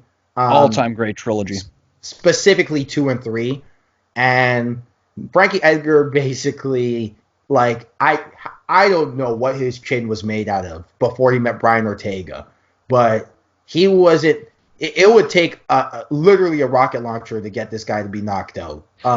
It was crazy. Gray Maynard hit him with some shots.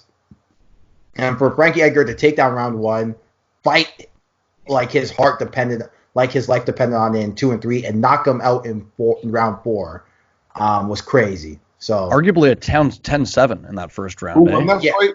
Who won that fight? Frankie Edgar. Oh, okay. The second one was a draw, actually, if you recall. Yeah. And then the third one, Frankie Edgar won by KO. Yeah, you could make the argument that one also went the similar script where Maynard knocks him down a line round 1, and then. But anyway. 2 or 3? I had that number 2. No, you choose the second time that they fight or the first time they fought? Third. The third time, okay. Yeah, the first time was a draw. The first time was Second a draw. time was a draw. Third time was a win. Yeah, the first time Maynard won. First time Maynard won. So, yeah, all-time great trilogy, all-time great comeback. It would be number 1 if not for this one. Anderson Silva versus Chael Sonnen 1. This is my favorite fight of all time and my favorite fighter of all time. Anderson Silva. Oh. Huh? No, like the Chael Sonnen. Yeah, no. So Anderson Silva, I think at this point was getting on a lot of people's nerves. If you don't remember, this is post Patrick Cote, post Damian Maia fights. Dana White, I think to this day, still hasn't forgiven Anderson Silva for Abu Dhabi. To this day. And, so when Chael Sonnen, so at this point, Anderson Silva's fanfare, although a star, at this point, his fanfare is kind of dropping a little bit. A lot of people are getting upset. And so when Chael Sonnen's coming out and talking a lot of trash about Anderson Silva and calling his black belt a quote, something you get from McDonald's, it was hilarious, right? A lot of people were with it, and, the fight happens. Now, you don't, at this time, keep in mind, here, context is everything. At this time, you don't know Chael pops for a drug test later that evening. You don't know that Anderson Silva broke his ribs prior to the fight. So when you see this fight and you don't realize that those things were taking place, you are floored and stunned that not only did Chael was taking him to the ground and putting on relentless pressure and grounding and pounding him at will. People forget that Anderson Silva was also getting outstruck in the fight too. Dropped on the feet, if I recall. Yeah. People forget that. If go back and watch that fight, Chael, and by the way, at this point, Chael Sonnen, a lot of people don't remember, but if you're a hardcore fan, you remember WEC where he was the second best fighter on that middleweight roster. And if not for Paulo Figo with his substance issues, he probably would have went into the UFC as the WEC middleweight champion. Anyway, so these things are happening, and you're floored that Anderson Silva is looking like a scrub. It's almost like a version of Renan Barão versus TJ Dillashaw, except not to that level at that point. And so round 5 comes along, and Anderson Silva's corner is just screaming that he needs a miracle out here. Please don't let him take you to the ground. That's it. That's what they're asking. They're begging him to not take him to the ground. Silva comes out, gets dropped in round 5, right? And so Sonnen is in his guard again. And with 2.5 minutes remaining, Silva picks an angle, throws up a leg, gets the triangle choke. Sonnen tries to fight for a little bit. Then he gets the triangle armbar. Sonnen taps out. And to this day, Sonnen will claim that he didn't tap out. But whatever. It's fine. Definitely tapped out. He most definitely did. But, I think he does. But the point I'm trying to make is this one was an all-time great. I remember going to school on Monday, and everyone's asking about the fight. People who don't watch MMA, girls are asking about the fight. Guys are asking about the fight. I think a lot of people talk about Conor McGregor bringing MMA into the mainstream, and that's true. That's true. right? Don't let that be something that you don't ever forget. That is true. But I think a fight that really was that really kind of crossed over for even just a fleeting moment, for even a little bit, was this one. Silva versus Sonnen. So, Hey, you could argue and make a good case for it. And, I would hear other arguments for this as well, because there are plenty of others. You could make an argument that this is the most iconic fight in MMA history. Wow. Yeah, Like, there's other cases to be made as well. I'm not saying there's not. But, like, this has a strong case for it as well. It's a great fight. For sure. Yeah. Yeah, So very I mean, indicative of the fighter spirit. yeah. No, so for me, I definitely have that as my number one. By the way, another honorable mention, besides Stefano Hosko versus Cole Alexanian, because that's honorary number one. But guys, I don't think we mentioned Tim Bosch versus Yushin Okami. Which is yeah, or even, dude, once you start to go into it, there's so many. What about God, what's his name? Who is that Adonis-looking guy that got sent to hell by Overeem? White guy. Todd Duffy. Todd Duffy versus Thingamabobber. Mike Russo. There's that one too. Like, there's a million of these great comebacks that were not even. It's like, yeah, it's like. I was gonna say Jessica Andrade versus Doug Rose. Yeah. You know what? That's a low-key underrated one too. That's low-key. Or guys, how about? And I know I've mentioned this before earlier, but I don't think we're giving this one enough shine. Gabby Garcia versus that little Japanese woman. No. My God. Dude, when that little Japanese woman was bouncing her back off the ropes, like pro wrestling style, I'm like, man, Gabby might not have this. Gabby might not have this. What about Floyd Mayweather versus Tenshin Kazawa or whatever? Nazakawa. How dare you disrespect the man's name? My bad. You know what's crazy about Tenshin hasn't been the same since that fight, eh? You don't think so? Yeah, he hasn't. Like, he's still winning, but like it's not to the dominance he used to win. Like I hope he got paid handsomely for that fight. Yeah. Guys, you think we should wrap it up? Yeah. We're 2.5 hours in. There's so many comebacks that the show could go on for probably like 4 hours. Easily. Next week we're going to talk about Taekwondo. Is it effective in MMA? Yes, and USADA, and we're going to have USADA debate and the USADA debate. Actually, you know what? My actual like legit like thing was going to be top 10 best fighters in MMA. I'd like to get into that. Or we could even do MMA Mount Rushmore. You know what I mean? Yeah. I feel like that. Yeah. We in due time we can give the great fans of the Leg Kick podcast all of these beautiful topics. Yes. In due time, but if only there was some kind of worldwide pandemic which had shut down all sports. Oh wow! Yeah, you're right. Leaving sports podcasts, searching for content. Yeah, where are we going to get one of those? Man, we should start one. Yeah, we should start. No, right? Make it look like SARS too. Like, why not? Do you know what? I'm more a fan of the sexually transmitted pandemic. No, okay. This is a different podcast. All right. Mike, do you mind if I do a little pandering as I do every week? Sure. Go ahead. Okay, guys. Here we go. Break out the popcorn. You ready? Mm-hmm. Right now, as we said, the enemy is at our gates. The barbarians are knocking on the door. There's zombies out here, for God's sakes. They might be crackheads. I'm not entirely sure. But this pandemic is causing zombies. What are we doing here? We're out here entertaining you in the midst of all this. In the midst of a global pandemic, you can count on us to sit there and give you Taekwondo. Give Taekwondo the adequate amount of respect it deserves, and which is none. You can count on us. We'll be here for you. All we ask. You know what? Low key. Can we talk about this story on air where you disrespected Wing Chun to the point where you made a kid's heart break? Oh my God. Yeah, we're gonna. Do you want to bring that up? Mike tells the story very well. Do we have enough time? No. It's a quick story. Okay, sure. And then I'll go on to my rant. Okay, go ahead, Mike. All right. So I know a guy who will remain nameless. who is a Wing Chun practitioner. He was training it for I think a year or like half a year at this point. Like at this point I just met him, and we were going to the Vanier book sale, right?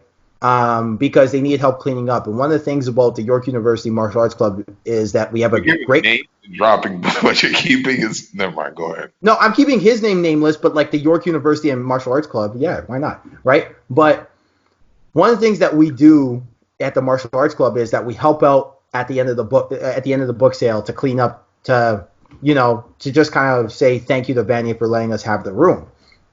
Now, Stefano ended up coming in to help out, God bless his soul, even though he was like, at this point, just like a guy who came in for 30 minutes on his lunch break at Mac. But he came in, helped out, and he was talking to a guy named Kyle about anime. And somehow it went to the topic of Wing Chun. And I was like, oh God, here we go. Like, because he goes, so what martial arts you practice? And he goes, Wing Chun. And Stefano, first thing that comes out of his mouth, Wing Chun's useless. Boom. You just start to see poor guy's heart start to break. It's like, oh, well, it's like, no, it's useless. Like, what do you do? Like, yeah, the guy was trying to justify it like, oh, man, what about, like, no, man. Look. This is when I knew me and Stefano were going to be friends, because I was like, wow, this guy's a bleep hole. Like, I'm nothing if not honest. Oh, like it is. Yeah, man, you can count on me to tell the truth, and you can count on us. You can count on us on this podcast to tell you the best takes in all of combat sports and sports wide generally. Right? All we ask is that you hit that subscribe button and give us all your money. Now, I have bills to cover. I have a Nigerian prince I need to rescue that's going to pay me handsomely, David said, as soon as I empty my bank account for him. This Nigerian prince will pay me handsomely. Until that time, guys, we need you to hit subscribe. This podcast is growing. It's taking over. We're taking over combat sports. Help us get there. Come along for the journey. And help us save this Nigerian prince. Your speeches are one less than Ray Lewis and one above Captain America. This week was a little but most of the time they're in that caliber range. Yeah, man. In a different world, maybe I'd be dictator. Oh, crap. I completely forgot about something else. We haven't asked question. Do we? We'll get to it next week. We'll get to it next week. 2.5 hours. Right, Let's get to it next week. I gotta eat. Next week we'll start with it. All right. No, because like they're better at the end. All right. We'll talk about this later. All right. But the ones from this week, you can. All right. I missed. Yeah. Next week. All right. Sorry. To those who are out there facing this pandemic, realize that it's not all lost, because you have three things. You have your family, you have your health, and you got this podcast. What the hell was that? Later, everybody. Peace out.